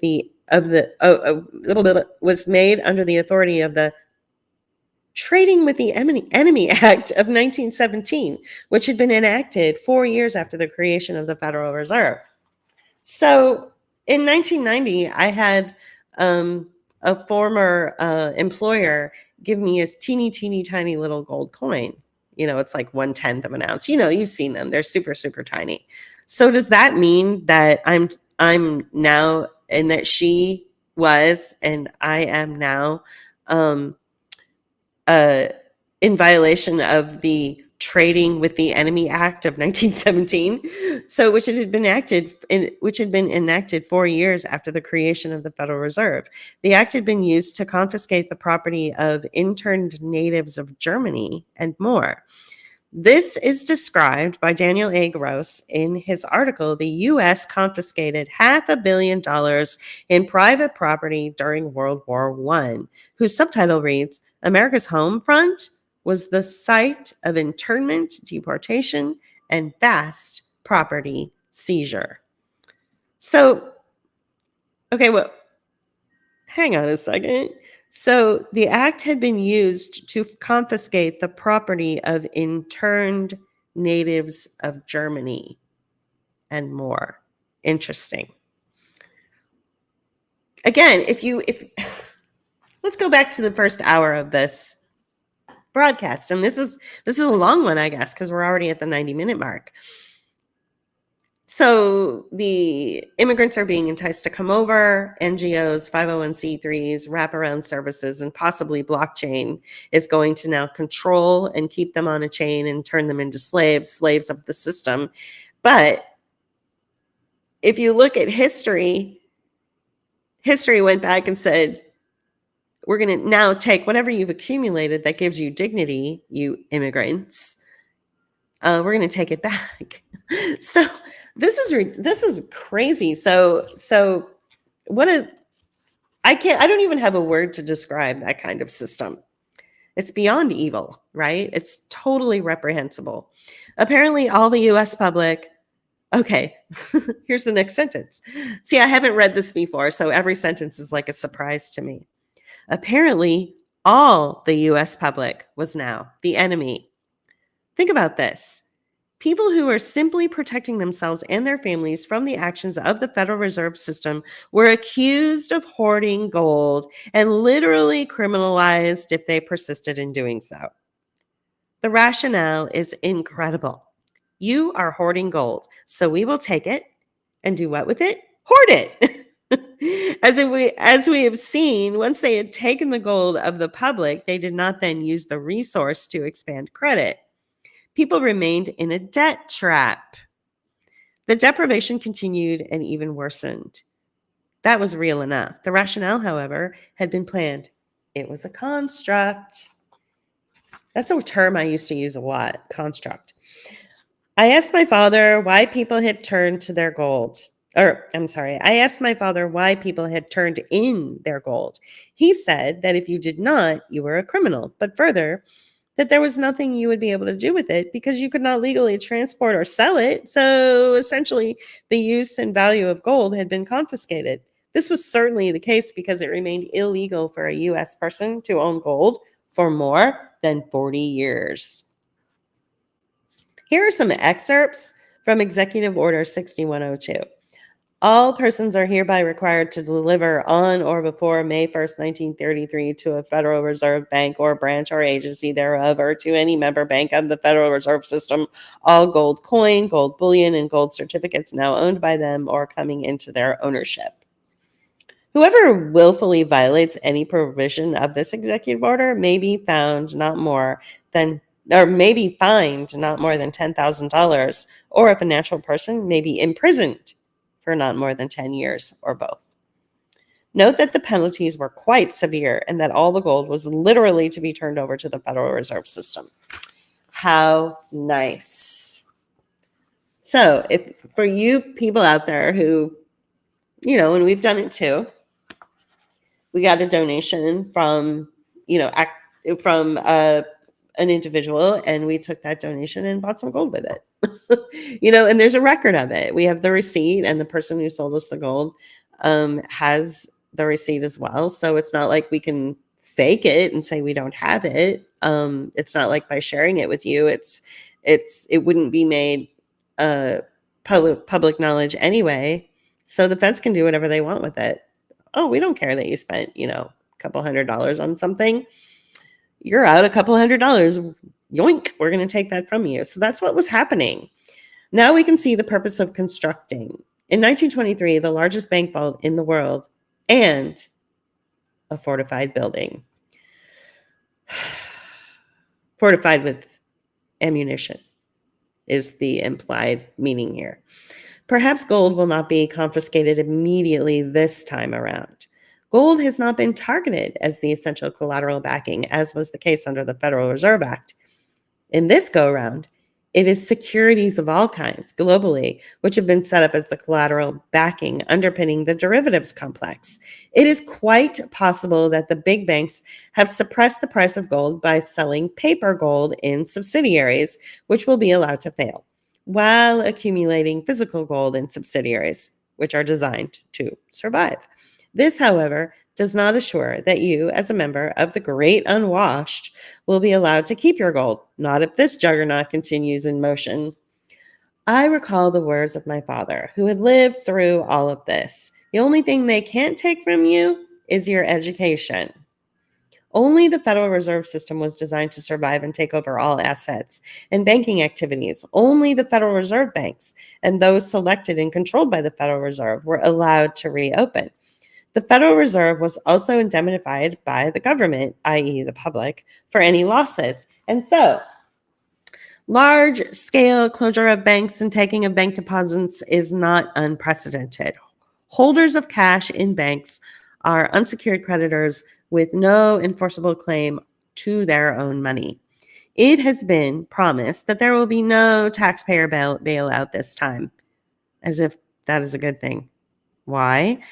Simply because this will allow the banks to be closed rather than nationalized. Then all deposits and assets will be taken by the protected class of secured creditors. And this is where it's going. Some wealthy people may think they will hide from this by keeping their money with the too big to fail banks. Perhaps it will seem that they have succeeded in this through the early stages of the banking crisis. However, this regime shift is designed to be all-encompassing. The big banks are organized as holding companies with subsidiaries. The purpose of this structure is to legally separate risks. A subsidiary can be designed to take on liabilities which cannot attach to assets in other subsidiaries or to the building company. The weakened subsidiary can be separately bankrupted. Ordinarily, the deposit-taking subsidiaries should be quite secure, but a strategy has been set up so the deposit-taking subsidiaries of the too big to fail banks can be separately bankrupted when the time comes. How can we know that? By the way, do you know anybody that doesn't have a bank account? I'm just curious. Just ask yourself, do you know anyone that doesn't put their money in the bank? Maybe they get cash checks for their paychecks, or or if they do have a bank account, they immediately withdraw it all and keep it under their bed or something. Do you know anybody like that? The Fed has the power to give exemptions to any bank to make derivatives into deposit-taking subsidiaries, and it has done so. It has been tested and on a large scale. Apparently, it is easily and unilaterally done by the Fed by granting exemptions to Section 23A of the Federal Reserve Act. Here are some excerpts from a Bloomberg News article from 2011. Bank of America Corp., hit by a credit downgrade last month, has moved derivatives from its Merrill Lynch unit to a subsidiary flush with insured deposits, according to people with direct knowledge of the situation. The Fed has signaled that it favors moving the derivatives to give relief to the bank holding company. Bank of America's holding company, the parent of both the retail bank and the Merrill Lynch securities unit, held almost $75 trillion of derivatives at the end of June. About $53 trillion, or 71%, were within Bank of America, according to the data, which represent the national values of the trades. That compares with JP Morgan's deposit-taking entity, JP Morgan Chase Bank, which contained 99% of the New York-based firm's $79 trillion of notional derivatives. Notional. Okay, which represent the notional values of the trades. What's notional? I'm going to look it up really quick. Sorry, guys. Notional. Notional. Existing only in theory as a suggestion or idea. Oh, okay. So it's just the notion of something. Oh, I see. Weird. The real or actual? I'm sorry. What is the meaning of the word notional? It means not real or actual, ideal or imaginary, to create a notional world for oneself, given to our foolish or fanciful ideas or moods. So listen to that in the context of the Bank of America. So Bank of America's holding company, the parent of both the retail bank and the Merrill Lynch Securities unit, held almost $75 trillion of derivatives at the end of June, and about $53 trillion, or 71%, were within Bank of America, according to the data, which represent the notional values of the trades. They're not even real, I guess. That compares with JP Morgan's deposit taking entity, JP Morgan Chase Bank, which contained 99% of the New York based firm's $79 trillion of notional derivatives. Moving derivative contracts between units of a bank holding company is limited under Section 23A of the Federal Reserve Act, which is designed to prevent a lender's affiliates from benefiting from its federal subsidy and to protect the bank from excessive risk originating at the non-bank affiliate, said Saul T. Amarova, a law professor at the University of North Carolina, Chapel Hill School of Law. And in 2009, the Fed granted Section 23A exemptions to the banking arms of Ally Financial Inc., HSBC Holdings Place, Fifth Third Bank Corp., ING Group NV, General Electric Company, the Northern Trust Corporation, CIT Group Inc., Morgan Stanley, and Goldman Sachs Group, among others. I'm familiar with the Northern Trust only because I had a very brief stint with them in Chicago years ago. I wasn't an actual employee. I was just contracting there. It was kind of fun, but whatever. And here are excerpts from another article on the same subject. Bank of America has shifted about $22 trillion worth of derivative obligations from Merrill Lynch and the BAC holding company to the FDIC insured retail deposit division. Along with this information came the revelation that the FDIC insured unit was already stuffed with $53 trillion worth of these potentially toxic obligations, making a total of $75 trillion.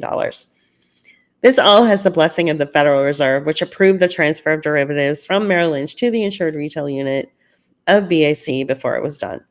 This is not an isolated incident. JP Morgan Chase is being allowed to house its unstable derivative obligations within its FDIC-insured retail banking unit, and other big banks do the same. Keep in mind, when you see the scale of the derivative positions in these individual banks, that the size of the entire global economy was about $74 trillion back then in 2011. So individual banks had derivatives books the size of the entire global economy, and they moved them into their deposit-taking subsidiaries with the approval of the Fed. Why has this been tested on such a large scale? It seems they are quite serious about something. Is the intent to make the deposit-taking subsidiaries safer? What is the real purpose? Used at the appropriate time, this will assure the collapse of the deposit-taking subsidiaries of the too-big-to-fail banks, allowing the taking of money comprehensively, including from depositors in these deposit-taking subsidiaries, leaving essentially no money anywhere and no pockets of resilience or of potential resistance. Meanwhile, in the chaos of the ensuing global wave of insolvencies, peppered with contrived existential threats, the protected class of bank holding companies and their subsidiaries designed for continuance will not only survive, but thrive, taking essentially all collateral. This will be put forth as an imperative.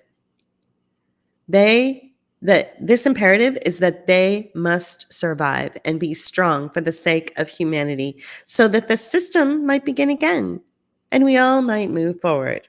People will be desperate and simply want the terror to stop. What big leaf will depositors have to protect them from the, quote, protected class?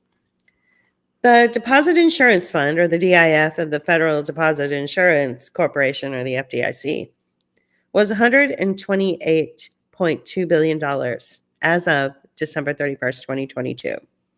The FDIC is required to fund the DIF, or the Deposit Insurance Fund, to 1.35% of insurance deposits. So if there's a problem, this is me now, not him. I'm interjecting. So we all bank, right? And there's always a little sticker on the front of the bank door that says insured by FDIC. Okay. And we all just assume that our money is safe. The Federal Deposit Insurance Corporation. And so what he's saying is that if for whatever reason there's a problem, the FDIC is supposed to provide, like say you have $100 in a bank account and it disappears or it goes away for whatever reason. You are because your bank is insured under the FDIC, 1.35% of that $100, which is, let's see, I'm going to calculate this out. 100 times 1.35%. I should have known this. You're getting $1.35. So for every $100, I think that's how it works. For every $100 you have in the bank, if there's a problem, then the FDIC insures it for $1.35. So if you have, $10,000 in the bank and it just goes bye-bye, then the FDIC insures it for 1.35%. And so that's what you really have. I guess I'm not a banking expert. Don't arrest me. I'm not pretending to be a financial expert. The DIF can be exhausted and indeed has been totally depleted twice in the savings and loan crisis and in the global financial crisis. In these instances, the FDIC was allowed to borrow funds from the Federal Financing Bank. And so the FDIC has a line of credit with the Treasury for up to $100 billion. So the FDIC is just really nothing. It's just basically borrowing money from the Treasury. This is ridiculous. If this credit line were fully utilized, total resources would be $228 billion, roughly 2% of insured deposits. So if the entire banking system is insolvent, this is what I was just figuring out. Insured depositors get 2 cents on the dollar. That's actually more than what I figured out. That will not go far in a widespread banking crisis or if the deposit-taking subsidiary of a major bank is bankrupted. Bank of America and JP Morgan have over $2 trillion and $2.5 trillion in deposits, respectively. In Europe, banking union was initiated in 2012, supposedly as a response to the Eurozone crisis. This has transferred responsibility for banking policy from the national level to the EU level in 21 countries. Sweden has thus far resisted pressure from its own central bank to join the banking union. Denmark and Poland have signed but not yet ratified the treaty. The objective, I believe, was to create a construct, the goal of which is preventing stabilization of banks through nationalization based on the simplistic argument that as the wind down of the banks will be handled entirely privately, no taxpayer funds will be used. Resolution powers over the captured banking systems, including around 3,000 banks and other financial institutions, have been conferred to a resolution authority, the Single Resolution Board, or the SRB, which will execute a single resolution mechanism.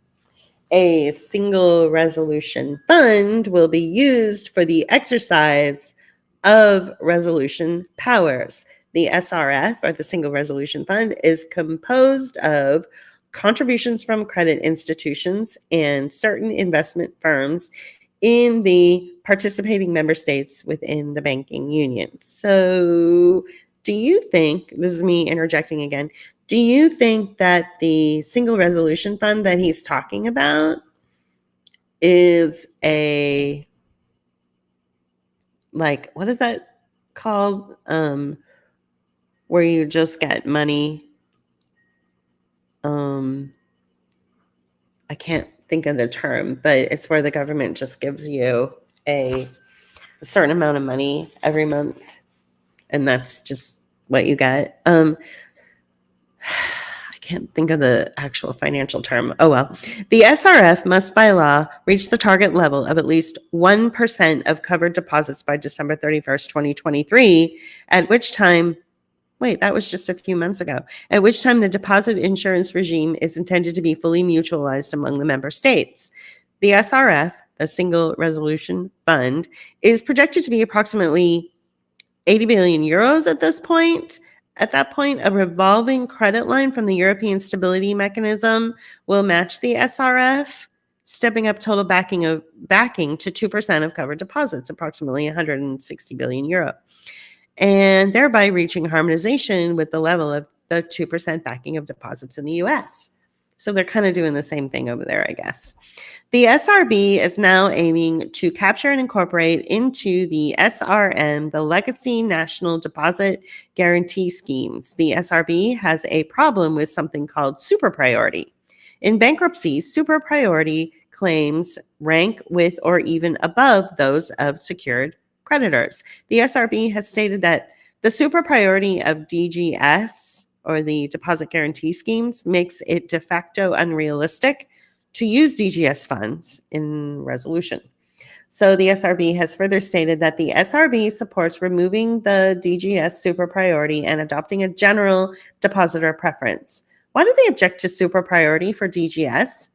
Well, these funds are quite small. With super priority, the funds used from national DGS would certainly be recovered from the assets of the bank and thus could be reused. It would give the national DGS a seat at the table alongside the senior secured creditors, potentially involving the state in each resolution process.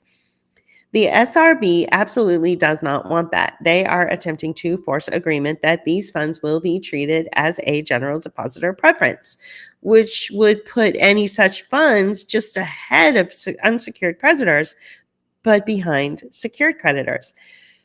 Practically speaking, this means that the funds would not be recovered and would be wiped out in the first major failure. That seems to be the objective. Super priority is only for the protected class. The public can only be allowed an appearance of protection. Sorry, I have a tickle in my throat. I've been reading and talking a lot today. And of course, I bragged about, or I said that his chapters are really short. And this, of course, is the longest chapter. The Single Resolution Board has directed the biggest banks to prepare for solvent wind down. Again, that sounds like a good thing, but given the scale of the bubble, this cannot possibly mean the solvency of the entire banking system. I suggest that what this means is the preparation of certain portions of the biggest banks to remain solvent. Here are some excerpts from the SRB memo, Solvent Wind Down of Trading Books. All globally systematically important books are expected to work on SWD. Thanks. Planning as a RPC, or a resolution planning cycle. Priority.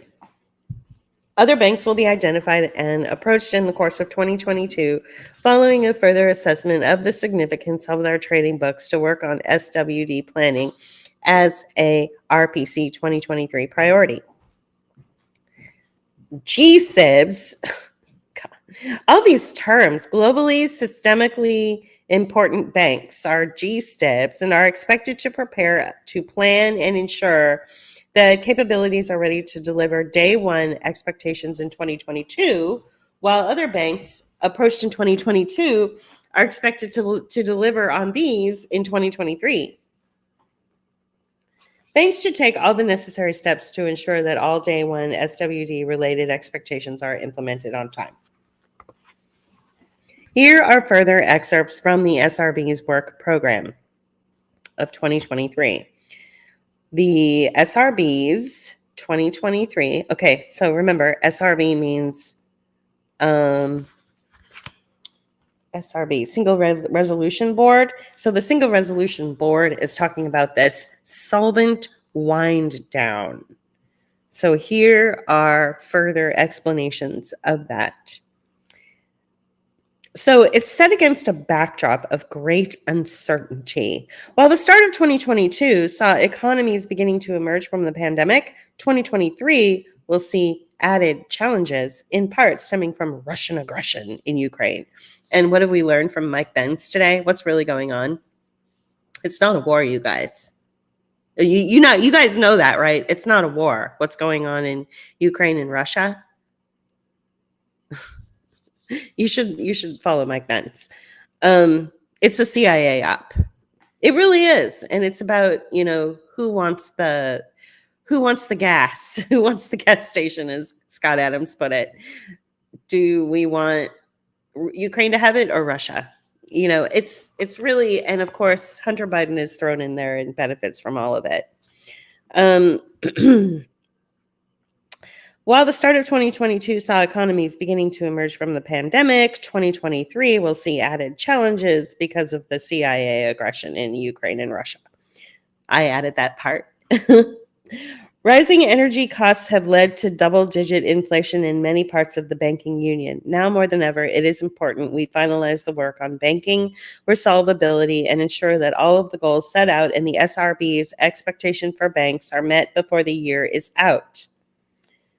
This was the initial target date, and we are on track to meet it. The coming 12 months will see the SRB's focus moving from the more general phases of drafting and fine-tuning of resolution plans toward ensuring that each plan and preferred resolution strategy for each bank is implementable at short notice. At the same time, crisis preparedness needs to be further strengthened to equip the SRB with all tools needed to react to a looming crisis, implement a resolution scheme, and manage any necessary restructuring of the bank. It's clear that more harmonized European measures are the way forward rather than renationalizing and weakening European financial stability tools. Nevertheless, there will always be losses when a bank gets into trouble. Resolution is not a miracle fix-all solution. Rather, it is about attributing and sharing the losses a bank suffers. The year 2023 will be the last of a transitional period for the establishment of the main elements of the resolution framework in the banking union. It seems that we are getting very close to showtime. I believe that this book was published in November of last year, maybe. Was it November of 2023? So, an indication of the extreme seriousness of the powers that be can be seen in the SRB press release from 2022. Principals of U.S., European Banking Union, and UK financial authorities meet for regular coordination exercise on cross-border resolution planning. Oh, another event 201, but for the financial sector. The heads of resolution, regulatory, and supervisory authorities, central banks, and finance ministries of the United States, the United Kingdom, and the European Banking Union are among leading participants in a trilateral principal-level exercise on Saturday, April 23rd, 2022. The meeting is part of a series of regular exercises and exchanges among the principals of these key financial sector authorities to enhance understanding of each jurisdiction's resolution regime for global systemically important banks and to strengthen coordination on cross-border resolution. This exercise builds on 6 prior cross-border principal-level events going back to 2014, with the European Banking Union authorities joining in 2016. From the U.S., The participants are expected to include the Secretary of the Treasury. Okay, Secretary of the Treasury is Steve Mnuchin. He used to run a bank in California. I forget what it was called. And he defrauded all of the depositors of that. This is me, by the way. He defrauded all the depositors of that bank. It was not too big to fail. It failed. And there were lawsuits against him personally. And the Attorney General of California was basically pressured to move forward with the lawsuits against Steve Mnuchin, who is the current Secretary of the Treasury, I believe. At least he was during the Trump administration. But she lost the paperwork. I can't find the paperwork for all the lawsuits that are filed against this individual who defrauded hundreds of thousands of Americans or California residents who had their money in this particular bank. Who was the Attorney General? Anybody want to take a guess who the Attorney General of California was at that time? Anyone? It was Kamala Harris. Okay, back to the book. The exercise builds on 6 prior cross-border principal level events going back to 2014, with the European Banking Union authorities joining in 2016. First, from the U.S., the participants are expected to include the Secretary of the Treasury, the Chairman of the Board of Governors of the Federal Reserve System, the President of the Federal Reserve Bank of New York, the Acting Chairman of the Federal Deposit Insurance Corporation, the Chairman of the Securities and Exchange Commission, the Acting Comptroller of the Currency, the Chairman of the Consumer Financial Protection Bureau, and the Chairman of the Commodity Futures Trading Commission. Participants from the European Banking Union include principals from the Single Resolution Board, the European Commission, and the European Central Bank. Participants from the United Kingdom include principals from HM Treasury and the Bank of England. This level of attention from the U.S. side is extremely unusual. I have never seen anything like this happen, let alone 7 times in 8 years. It's almost as if they are planning something quite serious.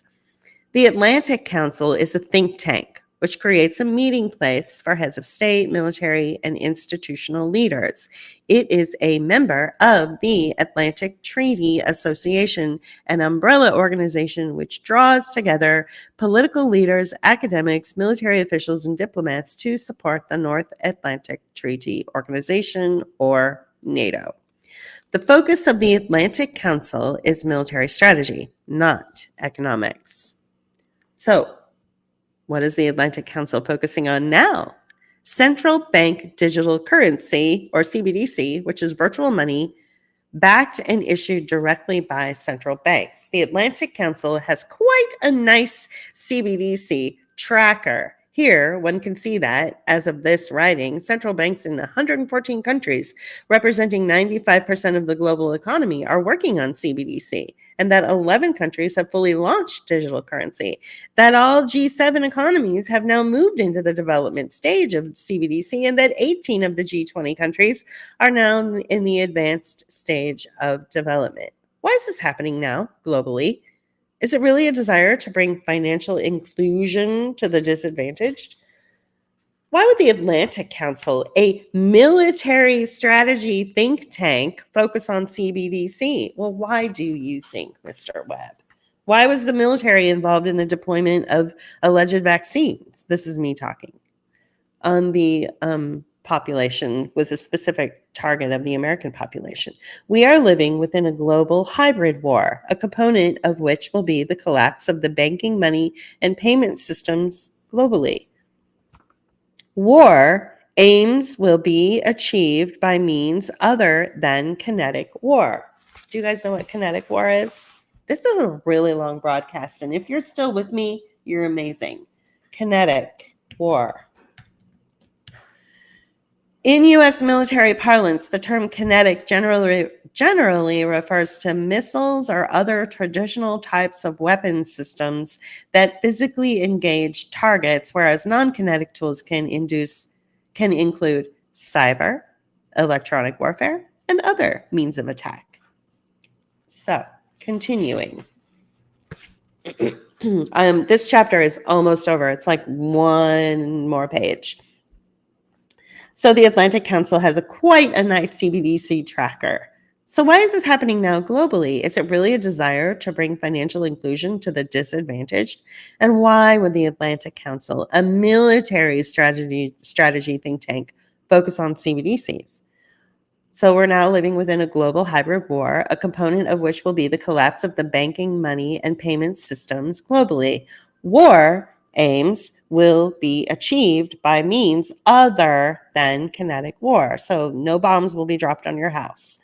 The foremost aim of the people who have privately controlled the central banks and money creation is that they will remain in power forever.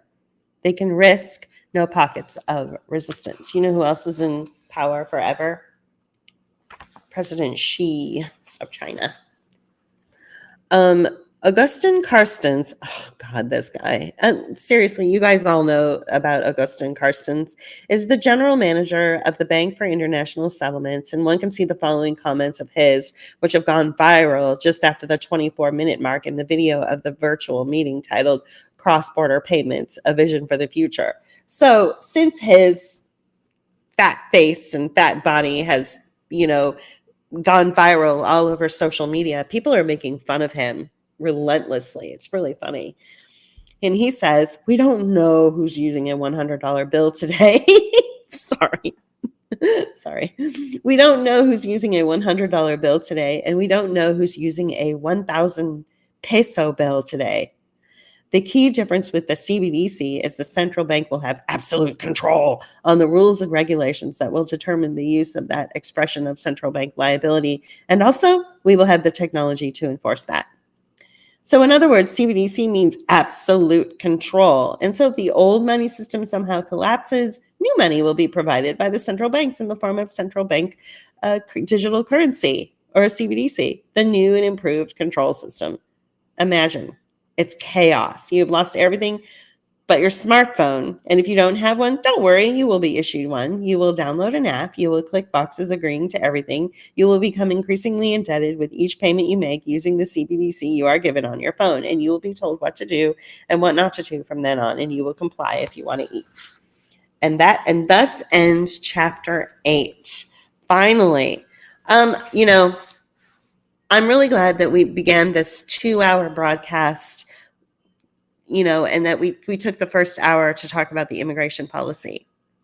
I think that everything that he says, and I think that everything that blockchain is about, and I think that everything that people are worried about happening to them is actually going to be tested out on the immigrants first. I actually think it's going to be tested out on migrants.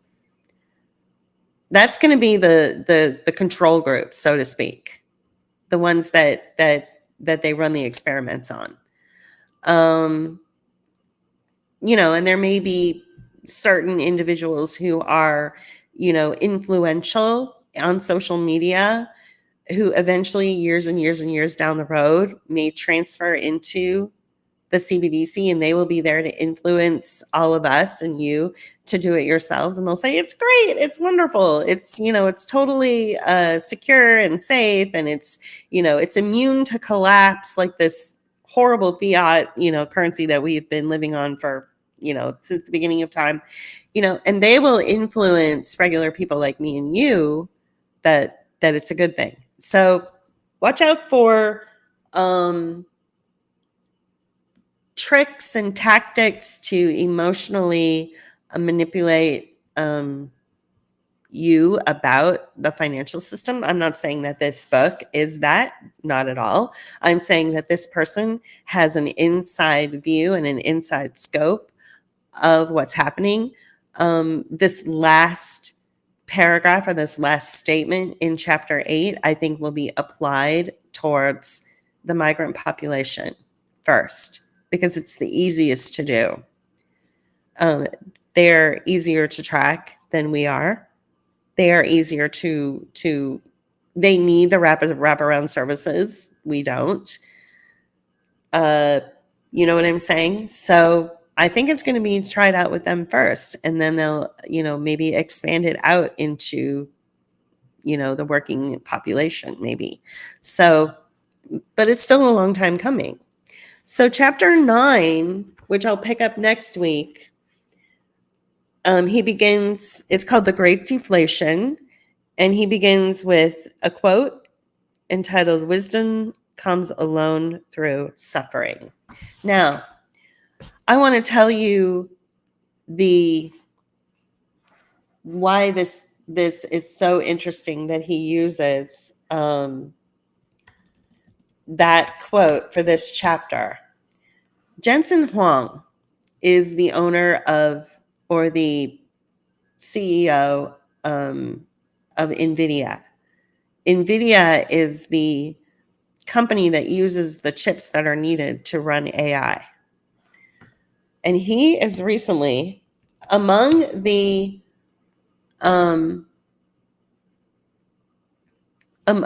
population that is invested in AI, among economists, among people who are VCs, venture capitalists, especially like in the Bay Area. His recent quote is trending among this population of people, and they're really interested in it. And there's a couple of different reasons why this quote has come out. And it's interesting that David Webb, who published this book, a long time ago, like, probably started writing it probably about a year ago, I guess. And then I think it was published in November of last year, that he uses this particular quote: "Wisdom comes alone through suffering." I want to share the screen of Jensen Huang's quote recently. Can you see that? The founder and CEO of NVIDIA, the AI chip company that's on a rocket ride, last week offered a sadistic wish while speaking to Stanford students. Okay, "I hope suffering happens to you, because without pain and suffering, there's no resilience," he argued. "And without resilience, there's no greatness." So imagine, you're the most privileged person in American society. You're attending Stanford. You've never, ever, ever felt the pain and suffering of being poor, of having to be on food stamps, of ever, like, you've always had everything handed to you, and your parents are paying for this really expensive education at this beautiful school. And the CEO and founder of one of the most successful companies right now tells you, "I hope you suffer." Can you imagine that? I love it. So the reason he said that is there's a couple of things happening. I think that the pool of individuals that are applying for jobs in these kinds of sectors, whether it's, some kind of startup that has some gimmicky idea and they need programmers or engineers, or marketing people, or whether it's, wanting to work for NVIDIA or Google, some of these bigger, huge, names. I think the pool of talent is greatly diminished. And I think these CEOs and these VCs and venture capitalists and original founders of Facebooks and places like that, who have gone on to create new companies and are doing new things, I think they're seeing that, like, in very real world ways. They're like, nobody knows how to do anything. Like, these students, at Stanford, they're being churned out, but they don't know how to do anything. They've never really had to go through life to learn how to survive. So there's something going on in the workforce in this field too. And I think it's, and that kind of sort of ties in with this weird, financial restructuring that David Webb talks about in his book. But I thought that it was really interesting that he uses that quote for chapter 9. Again, "Wisdom comes alone through suffering." And Jensen Huang recently spoke to Stanford students saying, "I hope you suffer, because without pain and suffering, there is no resilience. And without resilience, there's no greatness." So I'm going to end this broadcast by saying that social media ameliorates your pain. So you have to suffer, you have to go through pain. JP and I had to go through an immense amount of pain and humiliation when we had to leave San Francisco and then move to the ghetto. We had to do it in order to get to the place where we are now. If we had just sat around on social media and complained all day about San Francisco and then never did anything, we would have never really gone through the process, learned what we learned, and then emerged as something different and better than we were before. And I think that that's what's happening with a lot of these CEOs and these venture capitalists is they're seeing that the younger population, it's not that they don't want to work, it's that social media like TikTok and Facebook and Instagram, social media is basically killing their drive. It's like being a drug addict. You're addicted to drugs. That's why so many people who have, a history of alcoholism or a history of drug addiction have just replaced that addiction with social media. And it's not, whatever. And this isn't about addicts. This is about just realizing that your potential is being purposefully wedged out of you. And now people like Jensen Huang, who is the founder and CEO of NVIDIA, which is an AI chip company, NVIDIA being one of the most successful companies in existence right now, is recognizing that. And he's become cynical towards the younger population and towards the new pool of talent that he has to choose from to bring into his organization. And all of these capitalists they're like, what is wrong with people now? Well, it's the very things that you create that are causing, brains to not work at their full potential, So it's really, really interesting how you can't look at this financial collapse. You can't look at this lack of talent in the pool of potential workers that are entering into the market and all of it without looking at the emotional consequences and the psychological consequences and the mental consequences of social media and AI and TikTok and Facebook and all these things that were created that back in the early 2000s, they said out of their own mouths. It was Sean Parker and Shamath Palihapitiya, who are, investors and founders of Facebook, who stood in front of panels of hundreds or thousands of people and said, and I quote, "We are eroding the fabric of society by creating these platforms, but we're doing it anyway because there's lots of money there, because it's government backed, because it's a way to track everybody's thoughts and thought processes. And it's uncomfortable. It's uncomfortable for people like me to see everybody sharing every little bit about themselves. There is one last point I want to make, and it's about Peter Breggin. Peter Breggin is the psychologist who basically ended lobotomies as we know them. And everybody celebrates him for that, and I do too, obviously. He's the one who stood up against Robert Malone and said, no, this isn't mass formation psychosis. This is a military event. And when you have the potential for your American citizens to be reacting to something which could be construed as at the butt of a gun, where they have no choice, that's not mass formation psychosis. That is survival. They are going to do what they have to do to survive. Well, there is another aspect and opinion of Peter Breggin that nobody talks about, which has been enormously helpful to me in understanding why I have so much, why I am so repulsed by social media. Years ago, he gave a very just eloquent and amazing statement for a girl who was on trial. And she was on trial, a teenage girl was on trial for the fact that a boy that she had met one time in person one time. And then after that, their relationship was nothing except through text messages, social media, messaging through like Facebook Messenger. And for like a whole year or so, he was just going on and on and on about his troubled life. And he was imposing on her all of these really intense feelings he had, these deep feelings of turmoil and unrest that he was having. And he was treating her as if she was a clinical psychiatrist, that she was credentialed enough to take on that amount of stress and that amount of pressure from him.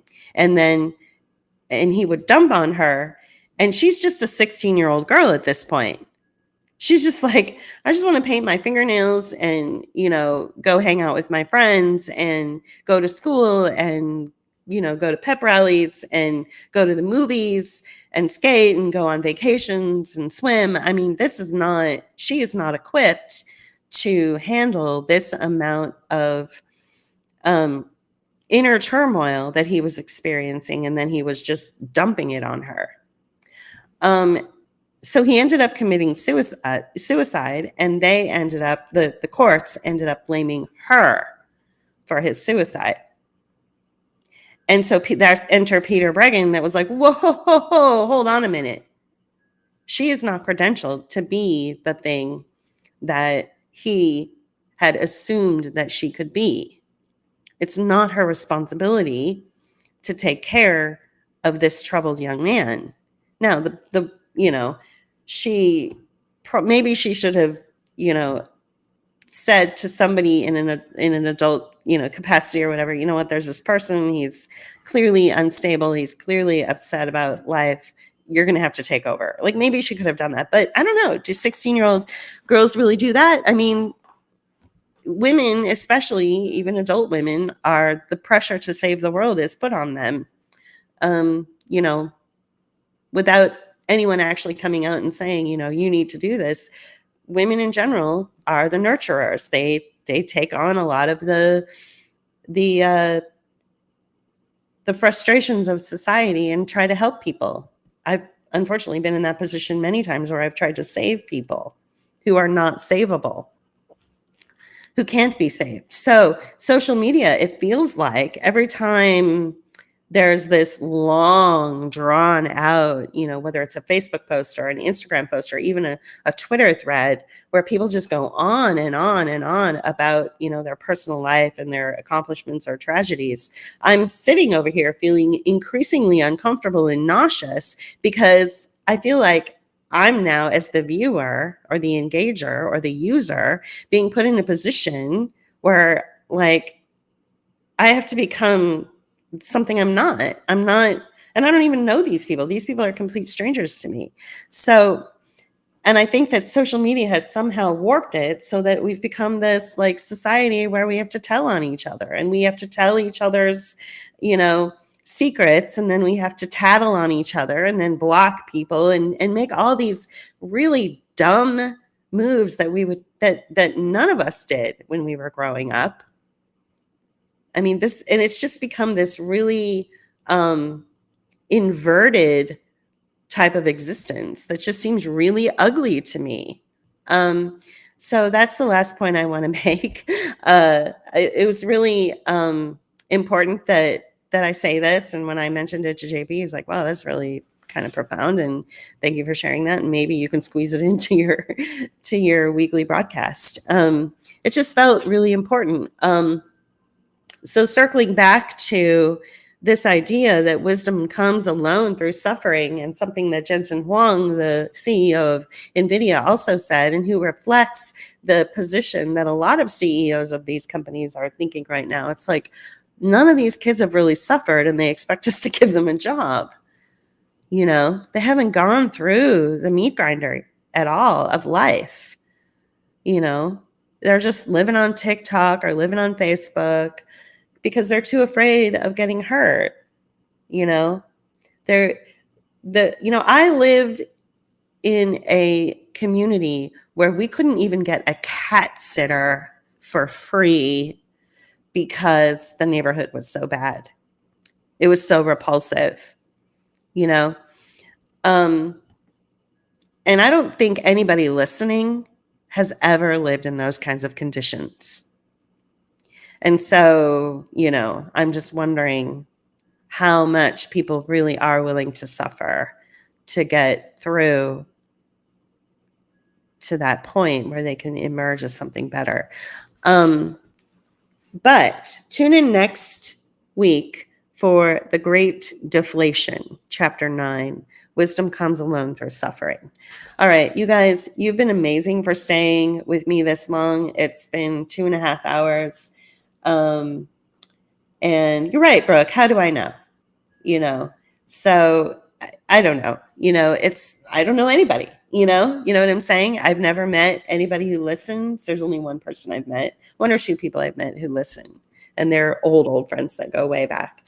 But people have a lot of pride. I told you about my homeless friend who thinks it's okay to dump on me or to dump on another mutual friend of ours, but his family, who has millions of dollars, doesn't even know he's homeless. But why does he put the pressure on us? People are proud. People don't want to admit, So, and they don't want to get out of their bad situation because they would have to admit that they're in the bad situation. People are very proud. And it was difficult for us to leave San Francisco and then move basically to what, our current neighbor calls the ghetto. It was difficult for us to admit that we had to do that. But I'm starting to see that it was one of the best things we could have ever done, believe it or not, because we got through it. And we weren't really even planning on getting through it. We were like, okay, well, I guess this is our lot in life, is to stay here. But everything about us was just uncomfortable there. Like, we knew that we deserved better. And that's just it. Has the economy and has the American way of life and has the CIA and all of its stupid psyops that it imposes on all of us, and has social media convinced us all that we're not allowed to live better lives? Anyway, I didn't mean for me to get on my soapbox. This is supposed to be a reading of The Great Taking by David Webb, and it's been immensely helpful and illuminating. So please tune in next week for Chapter 9, and I promise it will go a lot shorter. This is only a full 4-page chapter. And whatever we introduce at the beginning of the broadcast will also be a lot shorter. But we just felt that the whole immigrant situation needed some exposure. People were starting to go places that made me feel uncomfortable on social media. So I wanted to rein it back in and show people what it's really about. And I so appreciate all your comments. And your, yes, Brooke, thank you so much. You mentioned universal basic income, right? When I was trying when I was reading David Webb's passage about something called SRFs, I was like, wait, that sounds a little bit like the money you get every month from the government. What's it called? Right. It's universal basic income. Right. All right. Well, thank you for that. See, I learned something from you guys as well. All right. I'll speak to you next week. Thank you for tuning in. Have a great weekend. Bye.